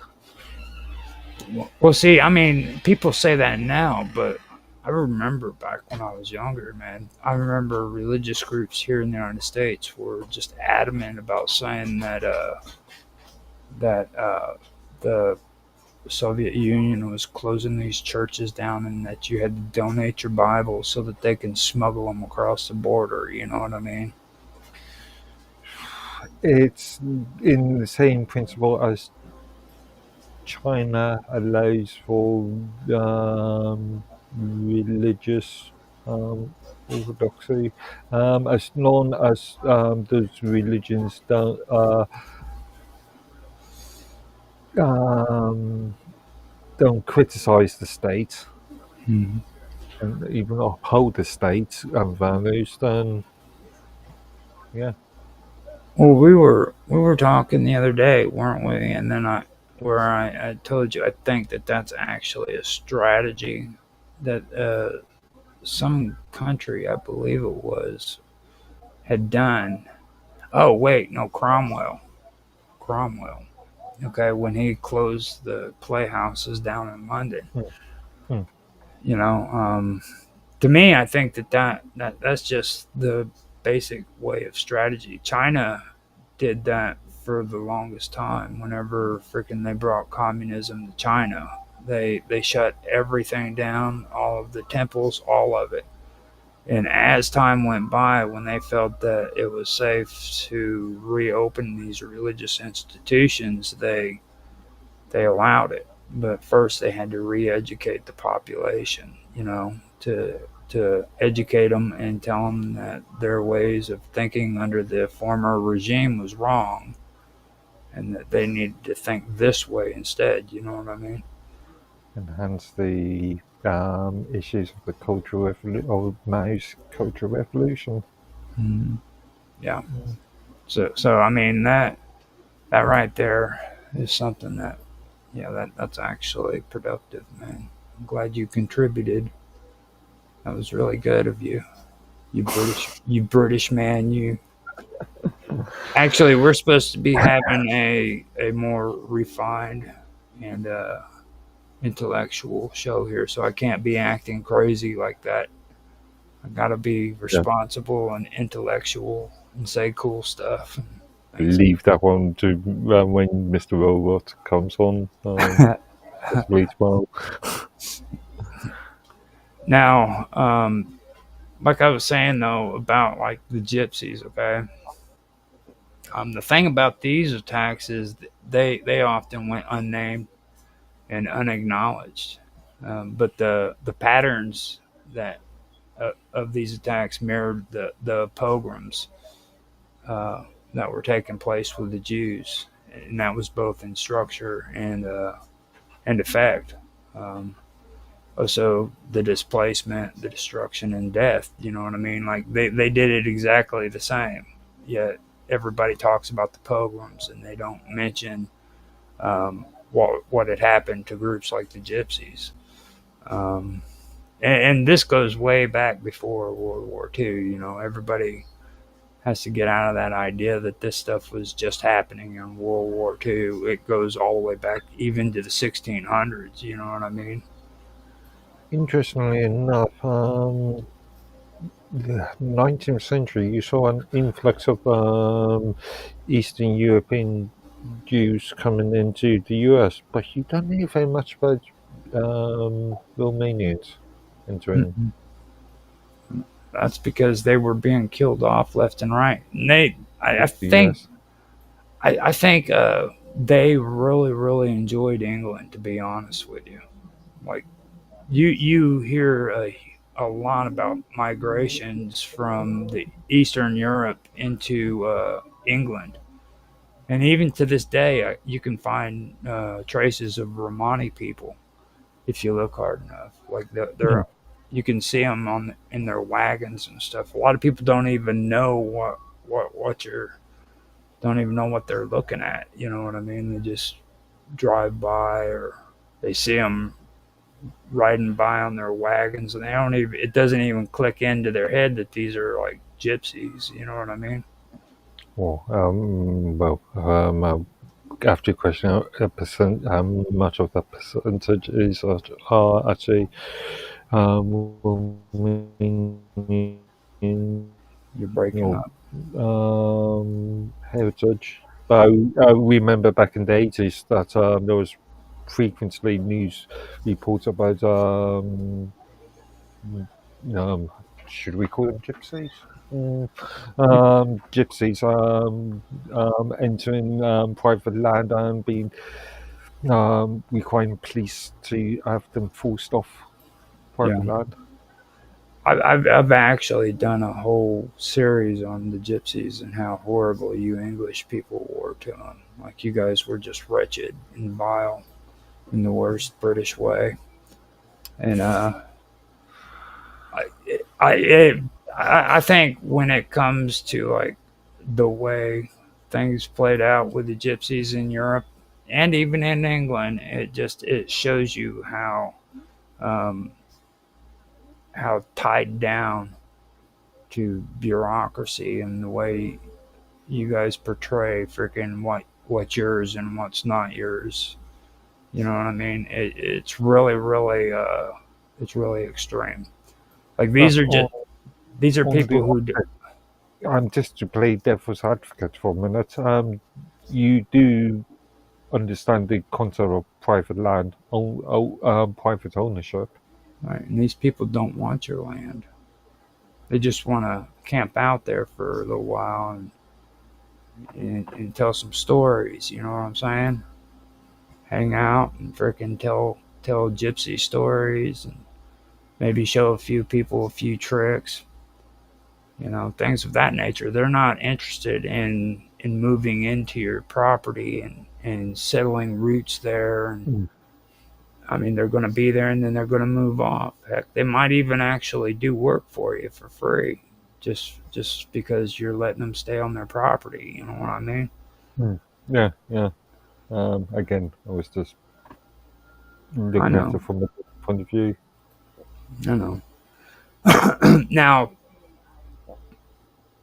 now the whole thing comes into the whole idea that that national identity had to be protected from internal others. That's what um, caused these pogroms. Um, so that's something that I really do believe in. Like, all of a sudden, it turned from outward, you know, about preventing all of these other people from coming into our country. It turned inward and it said, okay, you don't belong here. You need to go. You know what I mean? And that's when the pogroms started. Uh, so after that, well, with that, it basically, it, uh, it caused it to where people were being burned out of their homes and murdered. You know what I mean? That's about the best way of saying it. Yeah.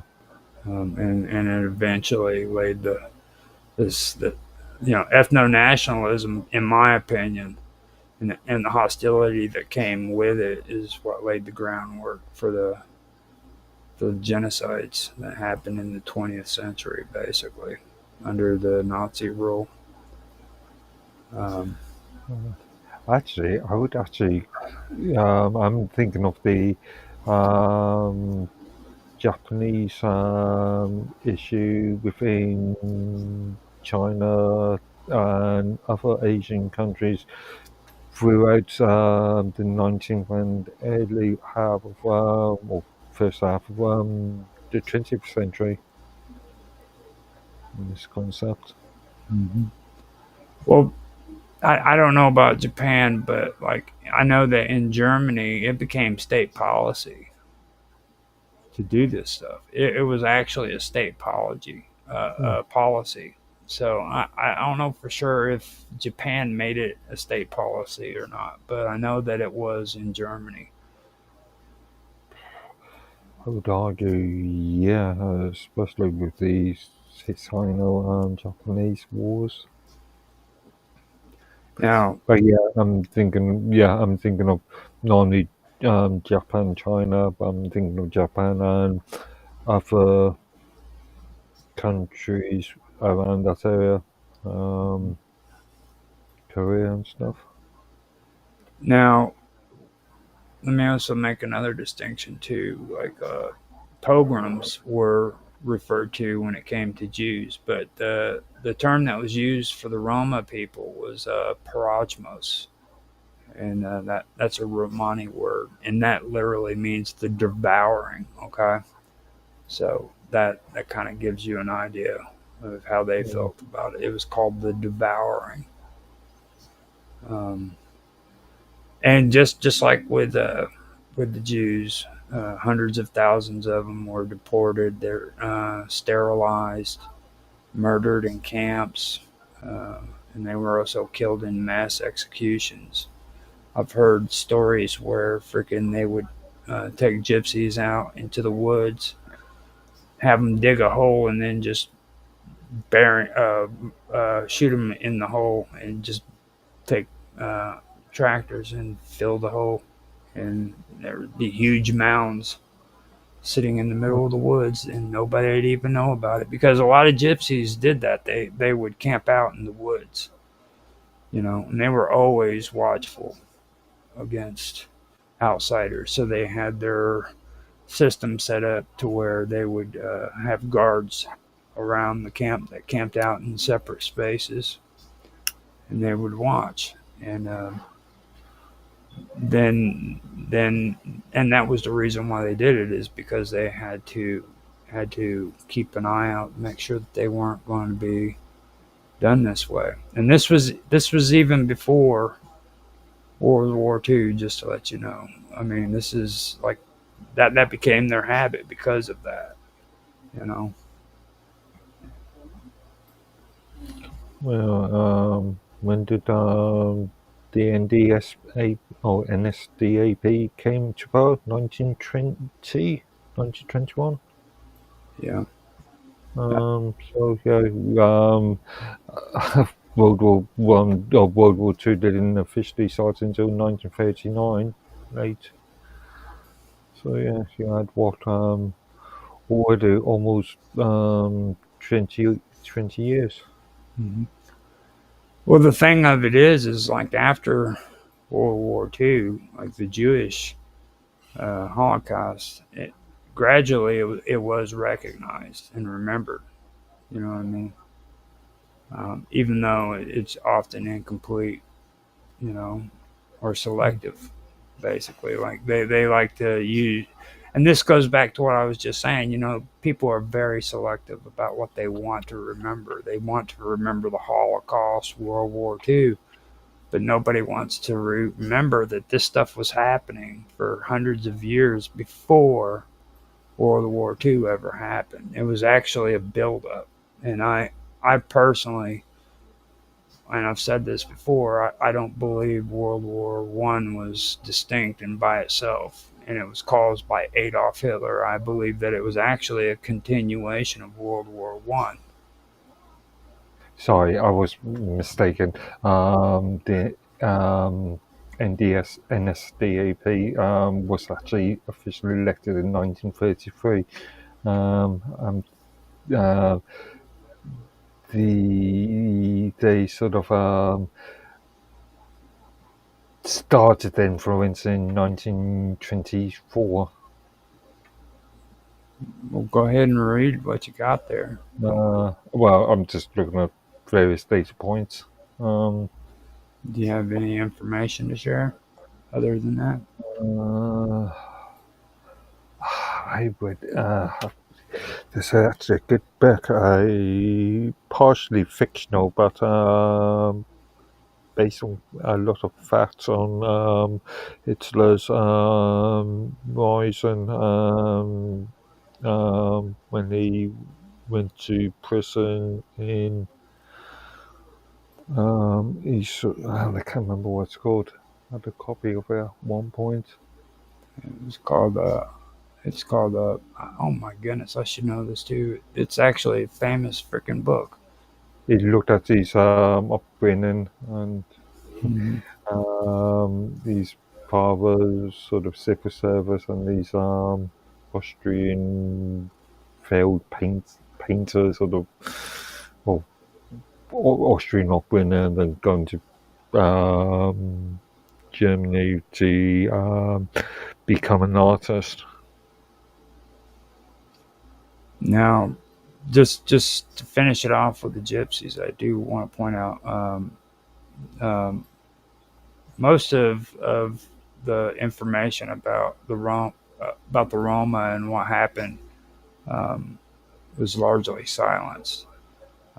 Most gypsy survivors that they didn't get compensation or even acknowledgement or any justice. Like after the war, everybody was real big on compensation and recognition for what had been done with the Jews, but a large amount of these gypsies never got any kind of recognition whatsoever. There was the Holocaust, the Gypsy Holocaust in Turkey, which you were talking about earlier, where Turkey had literally walked gypsies to their death, man, because they were forced, what they call immigration, it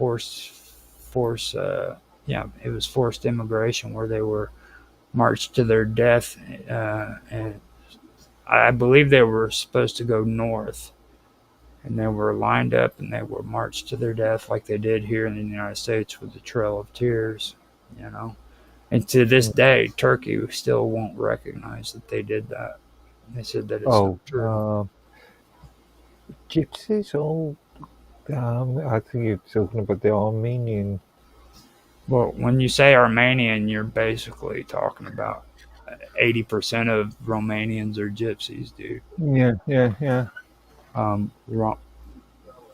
Roma. You have the Rom, the Dom, and then the Lam. Yeah. And as once was known as Transylvania. So when you're hearing Romania, you're really looking at like 80% of its population being gypsy, even though there's no genetic. There's really nothing genetically linking the gypsies as like an actual people. It's more linguistics and lifestyle and stuff. Is that true when you consider going back even further, like the Imperialist period? Don't get me started on Vlad the Impaler, man. See, you're going to send me into when Romania was still technically was known as Transylvania. Well, I mean, I'm like supposed to be all sophisticated and smart and everything. You want me to start talking about vampires and stuff? Is that No, I even thought about that actually, funny enough. No, but I was talking about really during the sort of heyday of Russian Tsardism.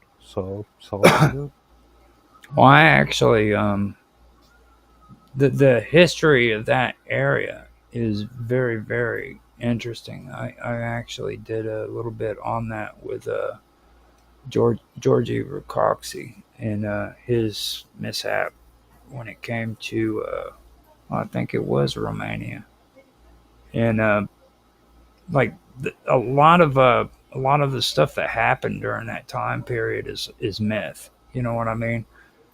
Because they had a really hard time with the environment and the climate. There was a lot of violence and warfare and things of that nature, as well as the fact that not too many people were really educated enough to write. You know what I mean?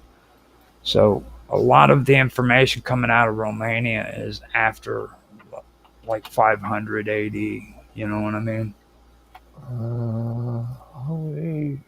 Talking about late medieval, so the 15th century. Well, 15th century. Now that would have been what, right around the time they converted to Christianity, right? I'm not absolutely sure on that. You could be right. Well, actually, they were one of the oldest countries in Europe to convert to Christianity. Yeah, it doesn't actually it doesn't sound right. I would have to do the research on this, but because the majority of Europe was Christian by that period of Well, Santa Claus actually comes out of that too. So that's a good story for a different time. We can get into that when I get into some of the cool stuff about more older traditions. Right now, this is like political history, Mm. but I do get into history and stuff. And I actually wanted to go over that back whenever Jaffe was doing his Operation Secret Santa Claus. And I forgot to really pull that up and get that going. But I'd like to do that. We may have done a little bit on it, to be honest. Me and you've done quite a bit. I think we've sort of at least spoken about it as a sort of tangent sort of thing. Yeah. Now, the uh, other than talking about the Roma, now when it comes to like modern ethno-nationalism, okay. Um, Now, a lot of people link this up with far right movements. Now, for me, when I hear the word left and I hear the word right, first thing I always say is it doesn't matter because that's all socialist. Okay, the Mm. term left and right by itself is a socialist terminology. As Um, I've mentioned many times, extreme far left and far right is just two sides of the same coin. It's both extreme socialism. One's national and one's more internationalism. mhm. Now, a lot of people also like to connect far right with modern ethno nationalists too, and I don't really fall in line with that. You know what I mean? No, I don't. It's a sort of modern day, I don't know, trope. Yeah, and I Yeah. think they want. I think they want us to believe that on purpose. You know what I'm saying? Um, Mm. to be honest with you.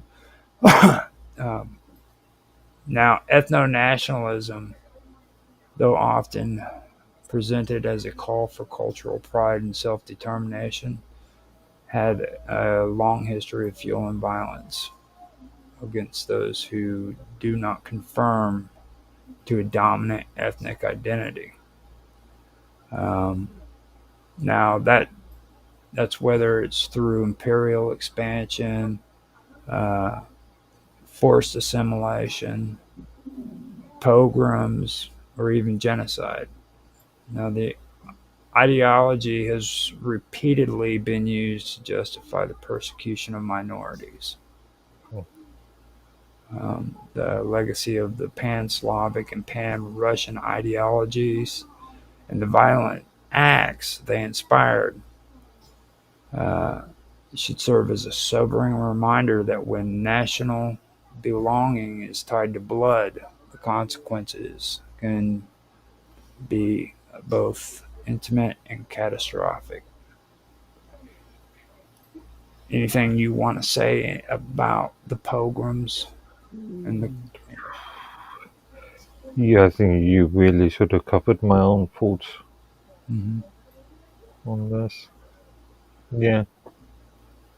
Now they see the nation not as a civic space open to anyone who joins the culture, okay, but as a kind of extended family bond by historical lineage.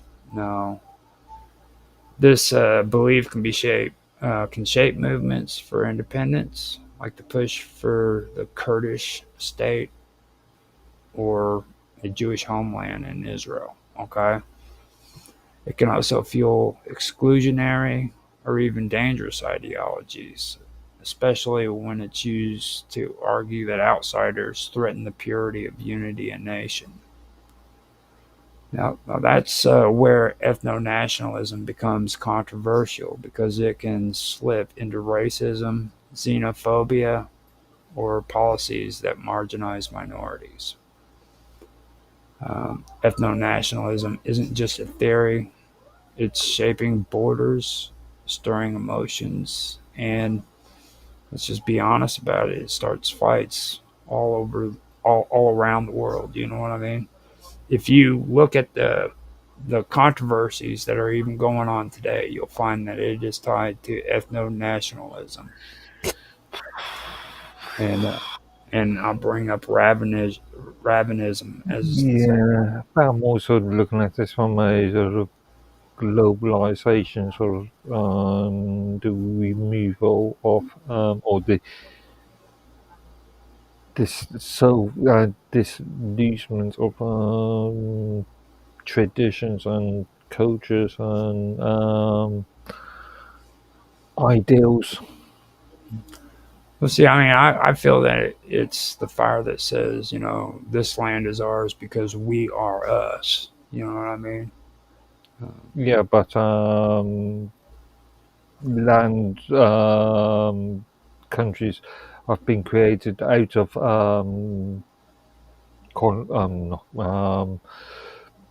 what's the word I'm looking for? Invasions and can't think what the word I'm thinking. Well, I mean, okay, let's be honest here. Like, now, is it is Conquest, it that's what I'm thinking. is it actually primal? Maybe territorial, and also it's pretty damn persuasive to people who feel threatened, marginalized, or longing for some kind of unity. Don't you think? Yeah, but if you are trying to unify a country by um, dissolving a existing culture and an existing nationhood. Okay. So let's take a look at the creation of Israel. Okay. And, I know. Now it was driven by, no, enlarged by Jewish ethno-nationalism. You know, it had the idea that the Jewish people, with their shared religion, history, language, and suffering, deserved their own homeland. We're talking about modern creation. They both had treaty, Right. But they, rather than the 2,000-year-old sort of argument. well, I mean, no, just let's look at it today with the Jewish state. Yeah. Okay. Yeah. Now, Mm. they believe that they deserve their own homeland. Okay.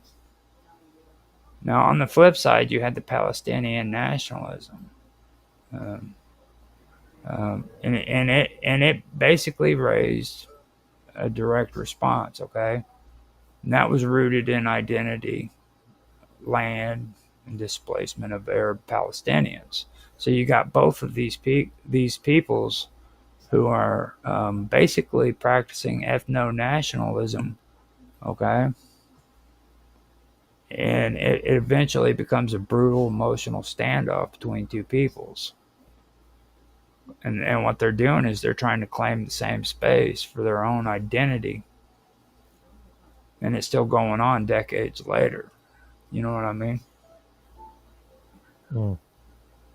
I mean, Obviously, you know, there is the theologic element into this as well. It's not just a but na- theologic is still ethno-nationalism and romanticism. You see what I mean? You still can't escape that because, like, realists don't look at your ideologies. They don't care about that. You know what I mean?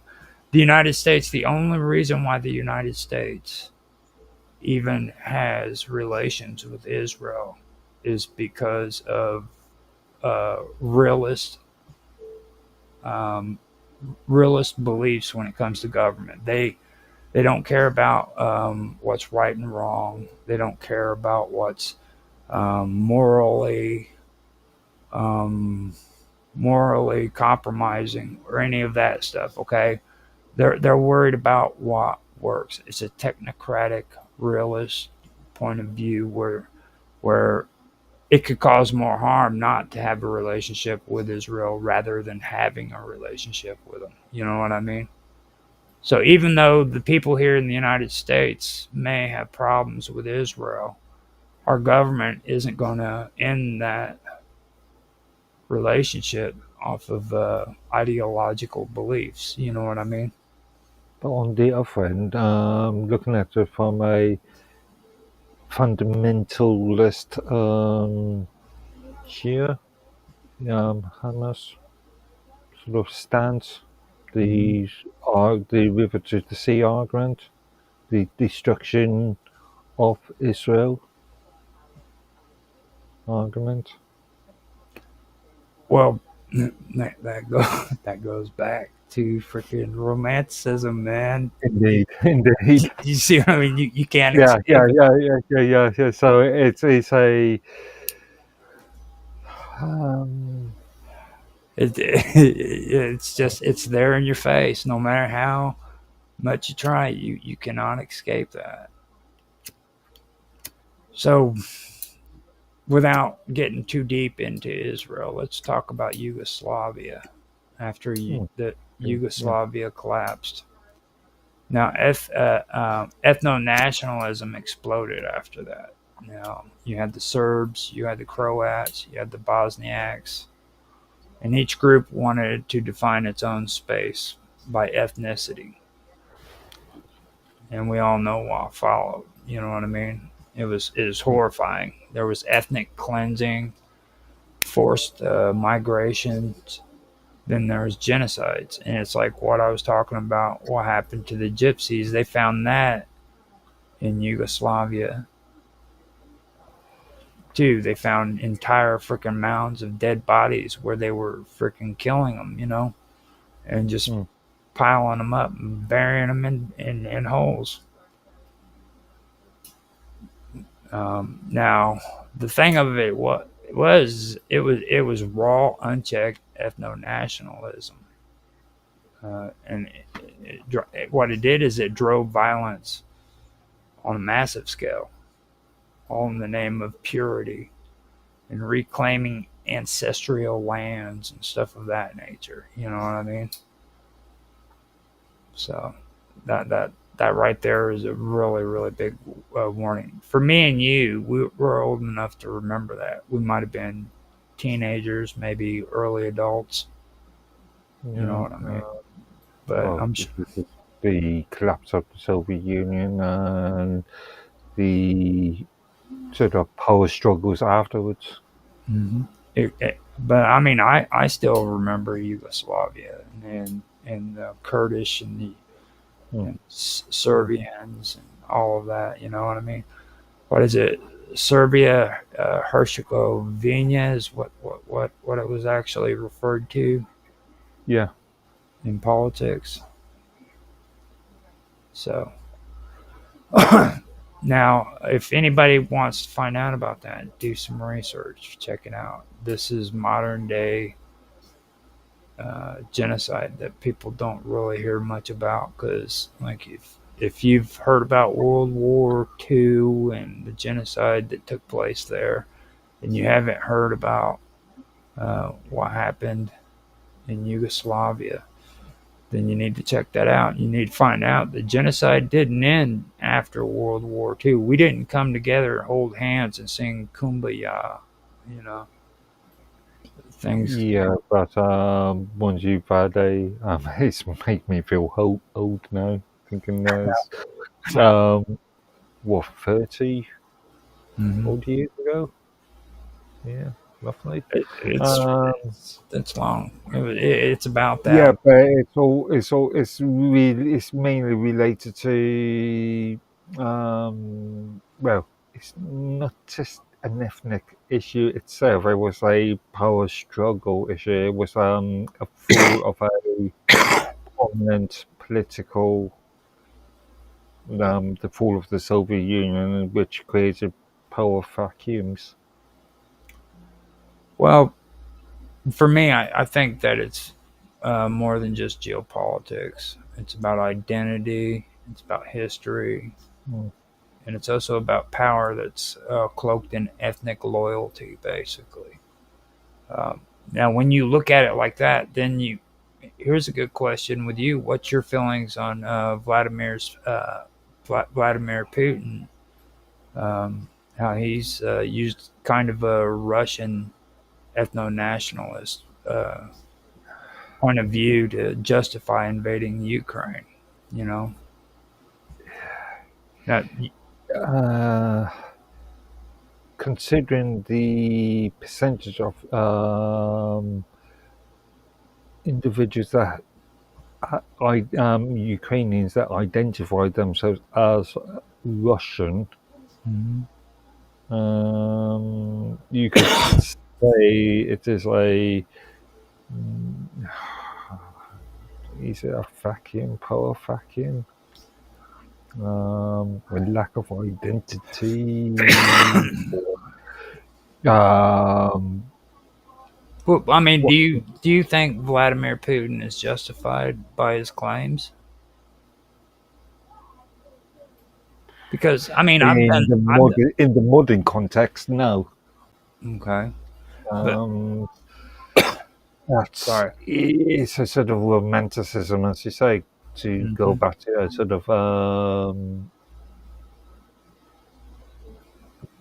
sort of vision of what the Soviet Union Or was or Russia. could have been. Yeah. Well, see, I did the history on that too, and I know that the Rus, which was the actual group before they became Russian and before they migrated and Moscow became their capital, they were called the Rus. Mm, And I know that the Rus originated out of Kiev or mm, Kiev. That was the original city where the Rus became known as the Rus, not the Russians, but the Rus. And like when you say Ukraine and you say Russian, you're saying Rus. They are all one and the same. I agree on that. Okay, but mm. when it comes to and yeah, there are a majority of people in Ukraine that do still consider themselves Russian. You know, Mm.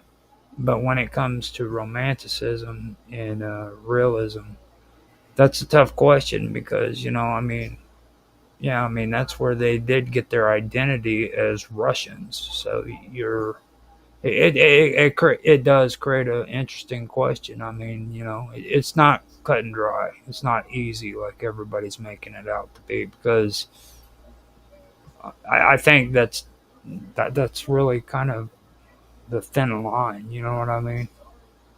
And it's And worth remembering that the Soviet Union, like we were saying, only fell in 89, 90. It's still within, let's say, while we know, 3 generations Mhm. later, 2 generations later.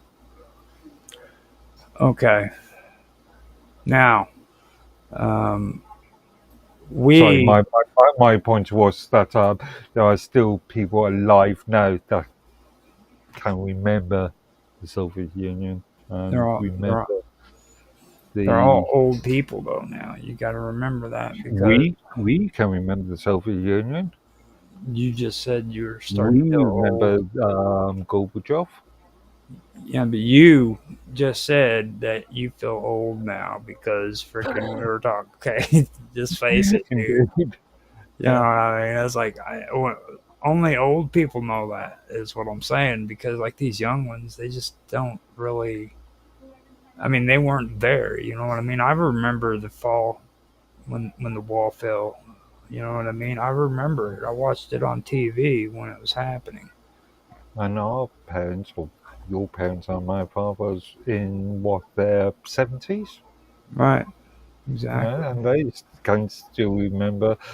So we're talking about what? Did your parents still have a bunker? No, no. I had to ask because I've never seen an actual um, built Anderson shelter. I know that still common to have Anderson shelters in the 50s, well, you know, even 60s.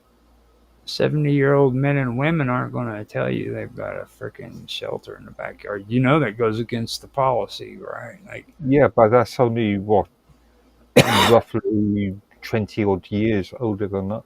well, I'm saying like these people that own these houses with these shelters in the backyard, they're not going to tell you because when the bomb drops, they don't want you come knocking wanting in so that they have to share their resources with you. You know what I'm saying? That's kind of like the mentality they had, that you had to protect your family, put them down there, have enough food and water for them. And if somebody comes knocking at your shelter and they're begging for help, they can't get it because guess what? They didn't do what these people did. They didn't build protection against the But bomb. remember, a lot of Anderson shelters were made out of corrugated iron and stuff, so they would have all degraded now. And if we want to go further back, then much of the older ones are old coal sheds or basements. Yeah, just unequipped.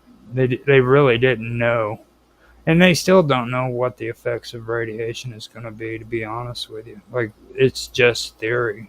You know, like we could have mutated people. Oh, we do have an idea of what, because of Japan. Oh yeah, that's true. That is true. Yeah. Okay, so let's get on to India. Okay.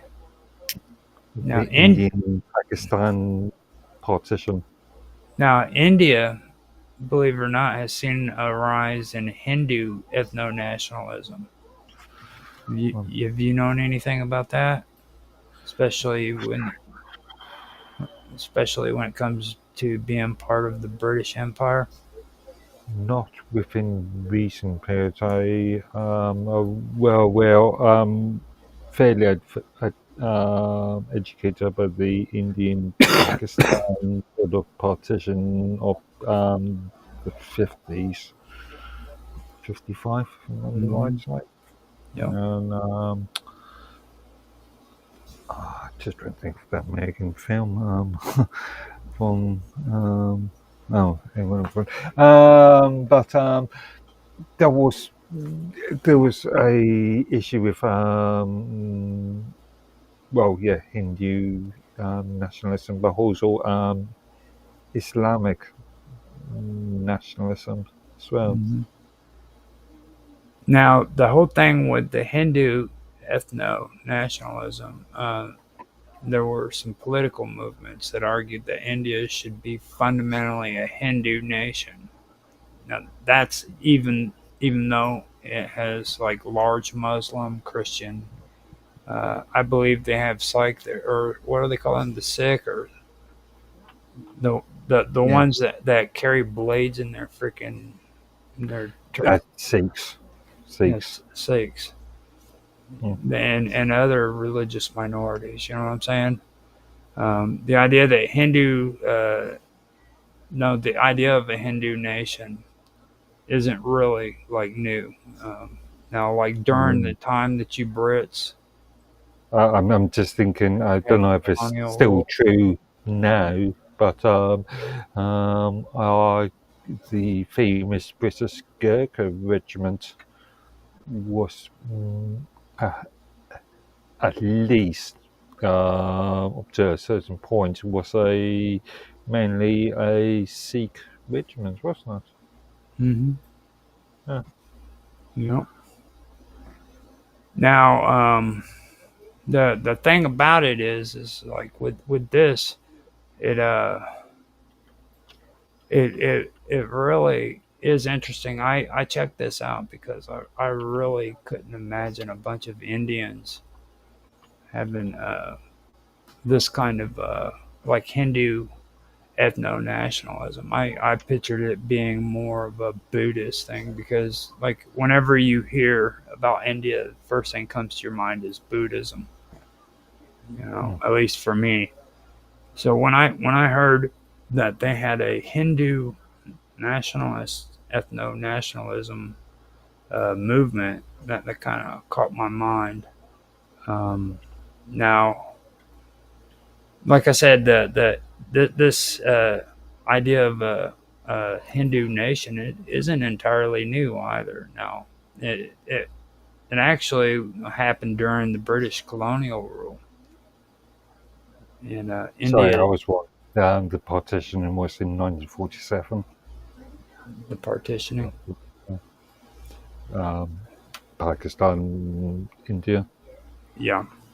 Well, that really actually um, that really actually caused more problems, to be honest with you. Like in my opinion, at least. Like whenever they did their split, because now it's not just Pakistan versus India. Apparently, Kashmir is involved in all of it too. So you've got this whole like split between them, and then of course China is involved when it comes to freaking Kashmir. So that's kind of interesting there. That's turned into a whole freaking mess.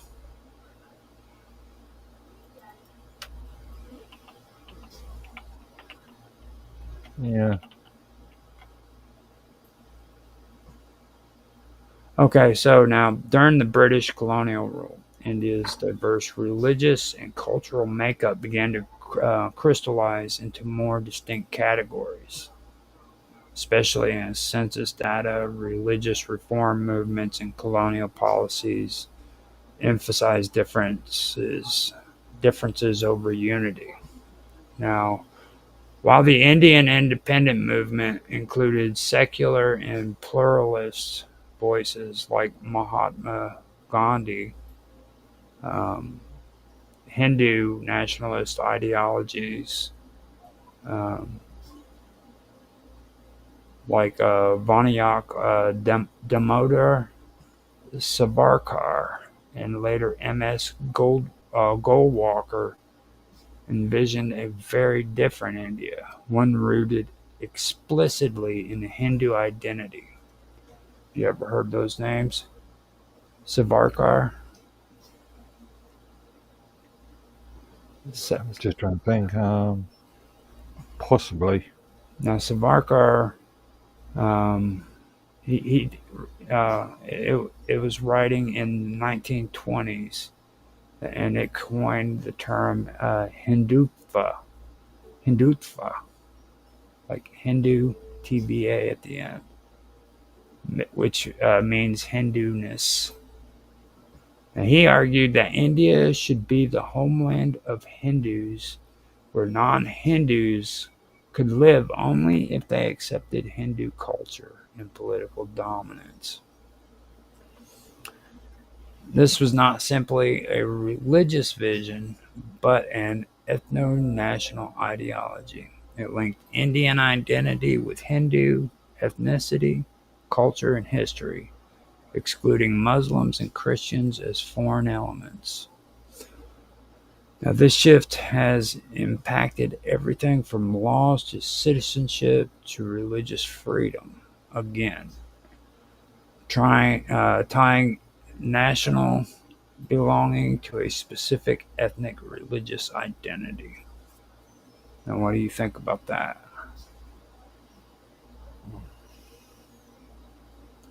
What can I say? I never could imagine anybody from India thinking like that, just to be honest with you. It just kind of blew me out of the water. I thought they were like all loving and cared about everybody.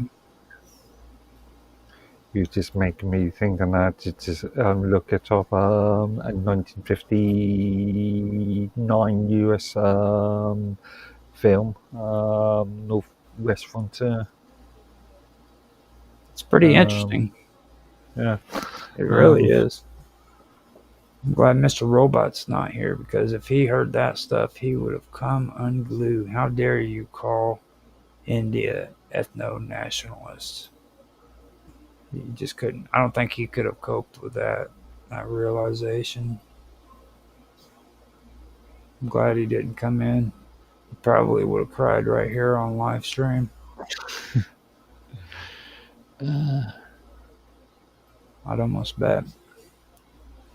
Okay, so this is where we need to get down to the tax, uh, the brass taxes of it all. This is something that you and a lot of people have had an issue with. Um, Now, in countries like France, Hungary, and Italy, ethno nationalist rhetoric is often used to resist immigration, particularly from Muslim majority countries. Now, the argument is that the true nationalist identity is under threat and that culture, language, and heritage need to be protected. Now, this can manifest into like broader control, cultural assimilation demands, or outright racism. What do you think about that?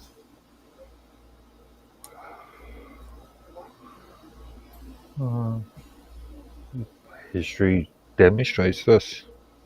I mean, what can I say? Now, the thing is, it's like it can take two different courses. You know what I'm saying? Because ethno nationalism, no matter how you look at it, it is pretty powerful. Okay. Mhm. Um, First of all, it taps into belonging. Okay. It also creates pride, but it also creates fear as well. You know what I mean? Now, when you look at people who feel like their identity is being diluted or erased, you know what I mean? They seem to cling harder to the tribe, basically. You know what I mean? It all Well, becomes what can you do? You either going to do. You've got two options, really, haven't you? You either let said actions take place, or you try to defend yourself, Mhm. or Well. I mean, defend your identity. see, for me personally, if especially with England, England should really respect their own conservative values. Okay, now you guys' values are the first version of conservatism. Okay, so if you look at this as at a conservative point of view, what you do is you go and you freaking get yourself some guns, you put them in your house, and you wait. Okay, and you let this stuff um, grow up organically. Now, either these people who are coming to your country are going to help benefit uh, your communities. You know, they're gonna be a benefit to your community, or they're going to be a problem. If they become a problem and it becomes a point where there's going to be violence involved, then you will have the guns available for you to where you can protect your property and stuff of that nature. You know what I mean? But I don't believe as a conservative you should be out there pushing a lot of this technocratic realist kind of kind of As a or culture, as a culture, only even though um, there is this Americans have this illusion that these guns is guns are not owned by any Britain. You well, remember, I've heard that through rumors. uh, I've you heard remember that. that Britain is a big agricultural country, and obviously we've got farms and farmers that require to remove pests from vermin from there, or Well, we're not talking about BB guns, though, Mark. but shotguns, that sort of thing. You don't take a shotgun after a rat, dude. Sorry, just have you ever seen the mess that causes, dude? Like now, Yeah, but I'm talking about larger animals such as foxes and yeah, you do have to do. I need to control myself. I was going to get a little rowdy there, and I'm trying to be intellectual, and tigers and smart, stuff. Yeah. so I need to stop that. But yeah, you're right. You're right. Now, I've heard those rumors and everything, and I was told that the king said that commoners couldn't have guns and weapons, and that even the police weren't allowed to have weapons at one time.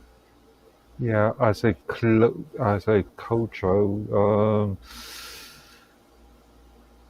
arming yourself is a bit of a Symbolic, basically. not symbolic. It's a sort of as a what's the word I'm looking for?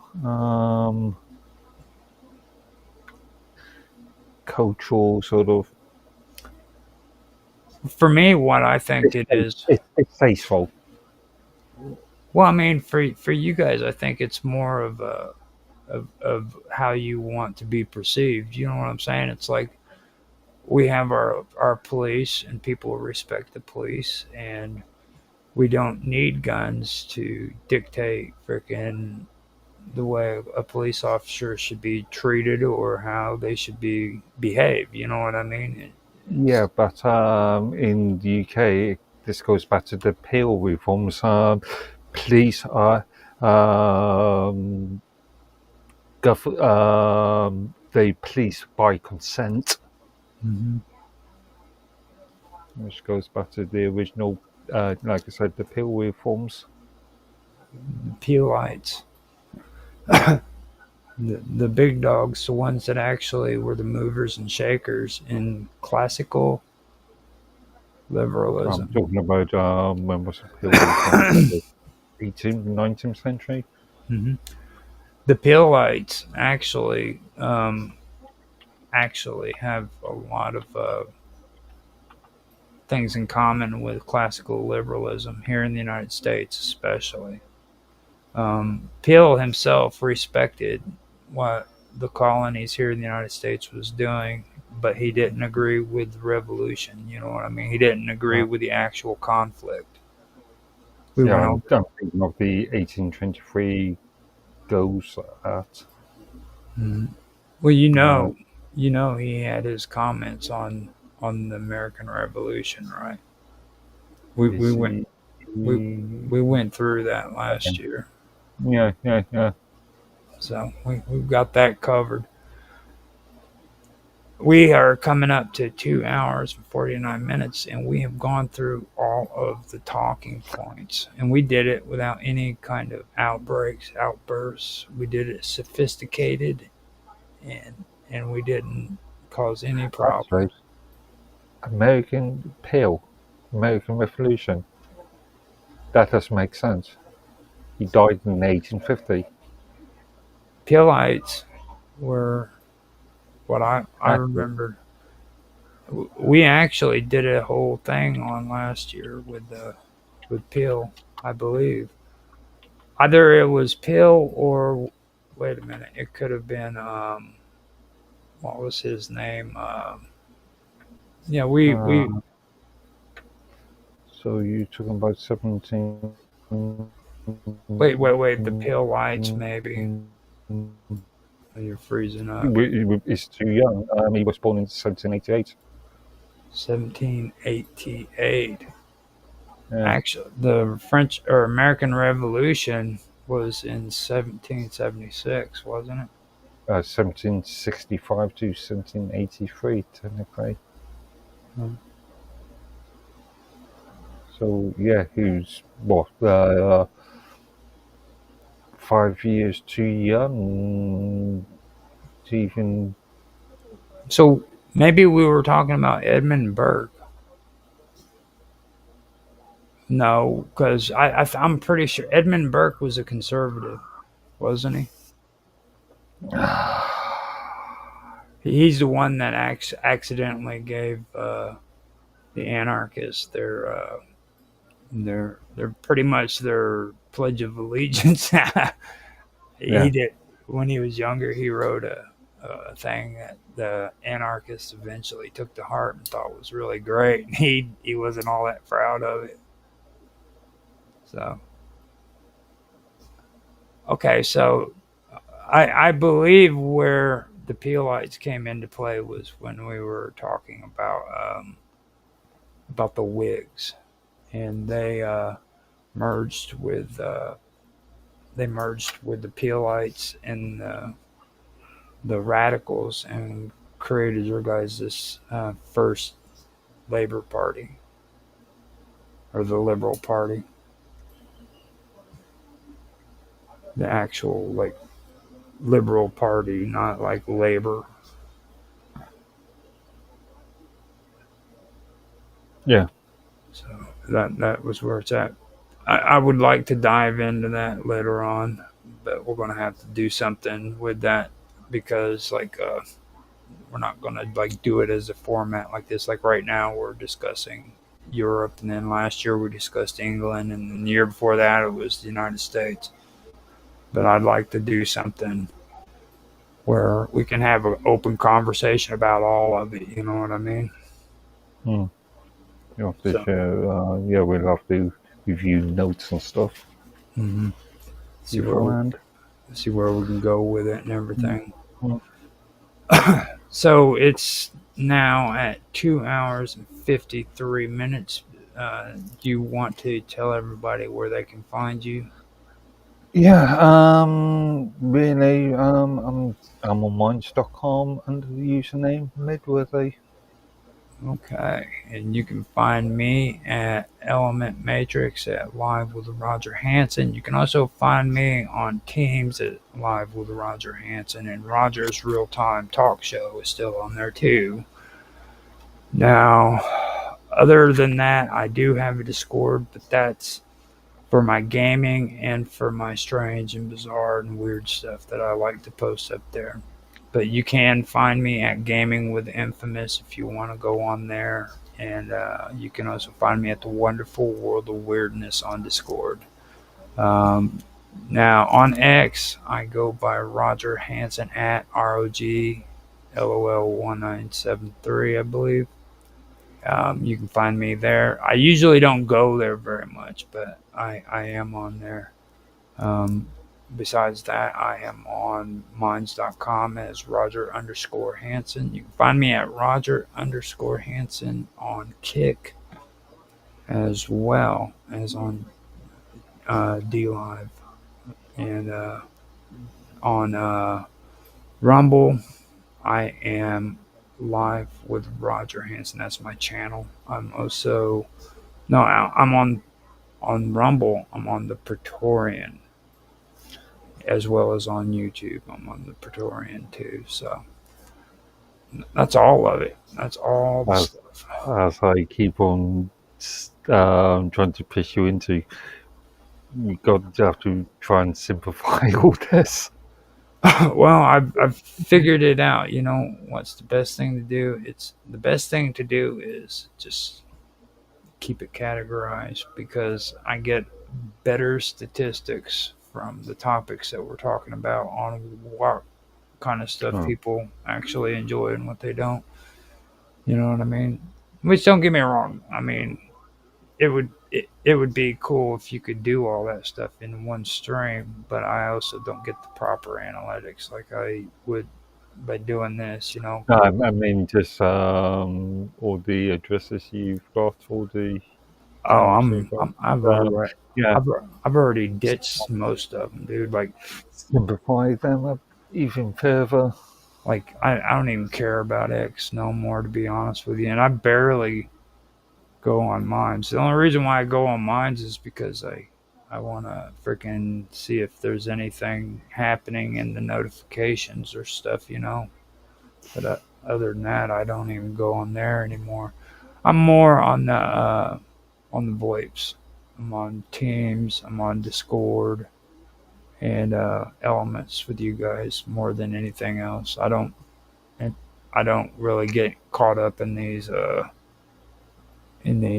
platforms anymore. I don't go to Facebook or X or This is why I try to stick with Minds, because just as a singular platform, um, um, just makes it a lot more easier to find.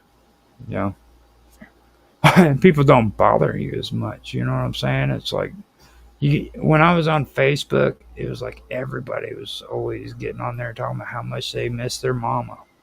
Oh, I miss my mama. She's been gone for 20 years. And I remember when her mama was alive. You know what I mean? She treated her like crap. But now, 20 years later, she misses her. You know what I mean? Stuff like that used to piss me off. And now I just let it roll off my shoulder. You know why? Because I don't have to watch that or read that stuff on Facebook every time I get up and go to my computer. It's a great life, guys. Just give it up, walk away from it, and don't be a part of it. You know? Yeah, we're still in touch, Grouse. Again, I'm not a overly big love of social media per se. There's only a couple platforms that we'll use as a general sort of regular sort of thing, and again, I will only generally post on my own content. Would only be, or any content that I publish would only generally be on Minds. Yep. So, with all that being said, I'd like to tell everybody thank you for watching. We stream on Rumble, we stream on Kick, Twitch, YouTube, and DLive. If you like what you've seen here, please like, subscribe, share, make comments, give us feedback down in the comment section. Whatever, man. If you want to do it in the chat, you can do it in the chat too, but we like to talk to people in the comment section too, you know what I mean? All I ask is that you respect one another and don't get into arguments. Treat each other with respect when you're having conversations, you know what I mean? Because that's the only way you're going to actually be able to learn something in life if you learn how to get along. So, with that being said, I'd like to say thank you for being here, Mark, and thank everybody else for being here as well. Hope you have a good day, and I'm going to end the stream.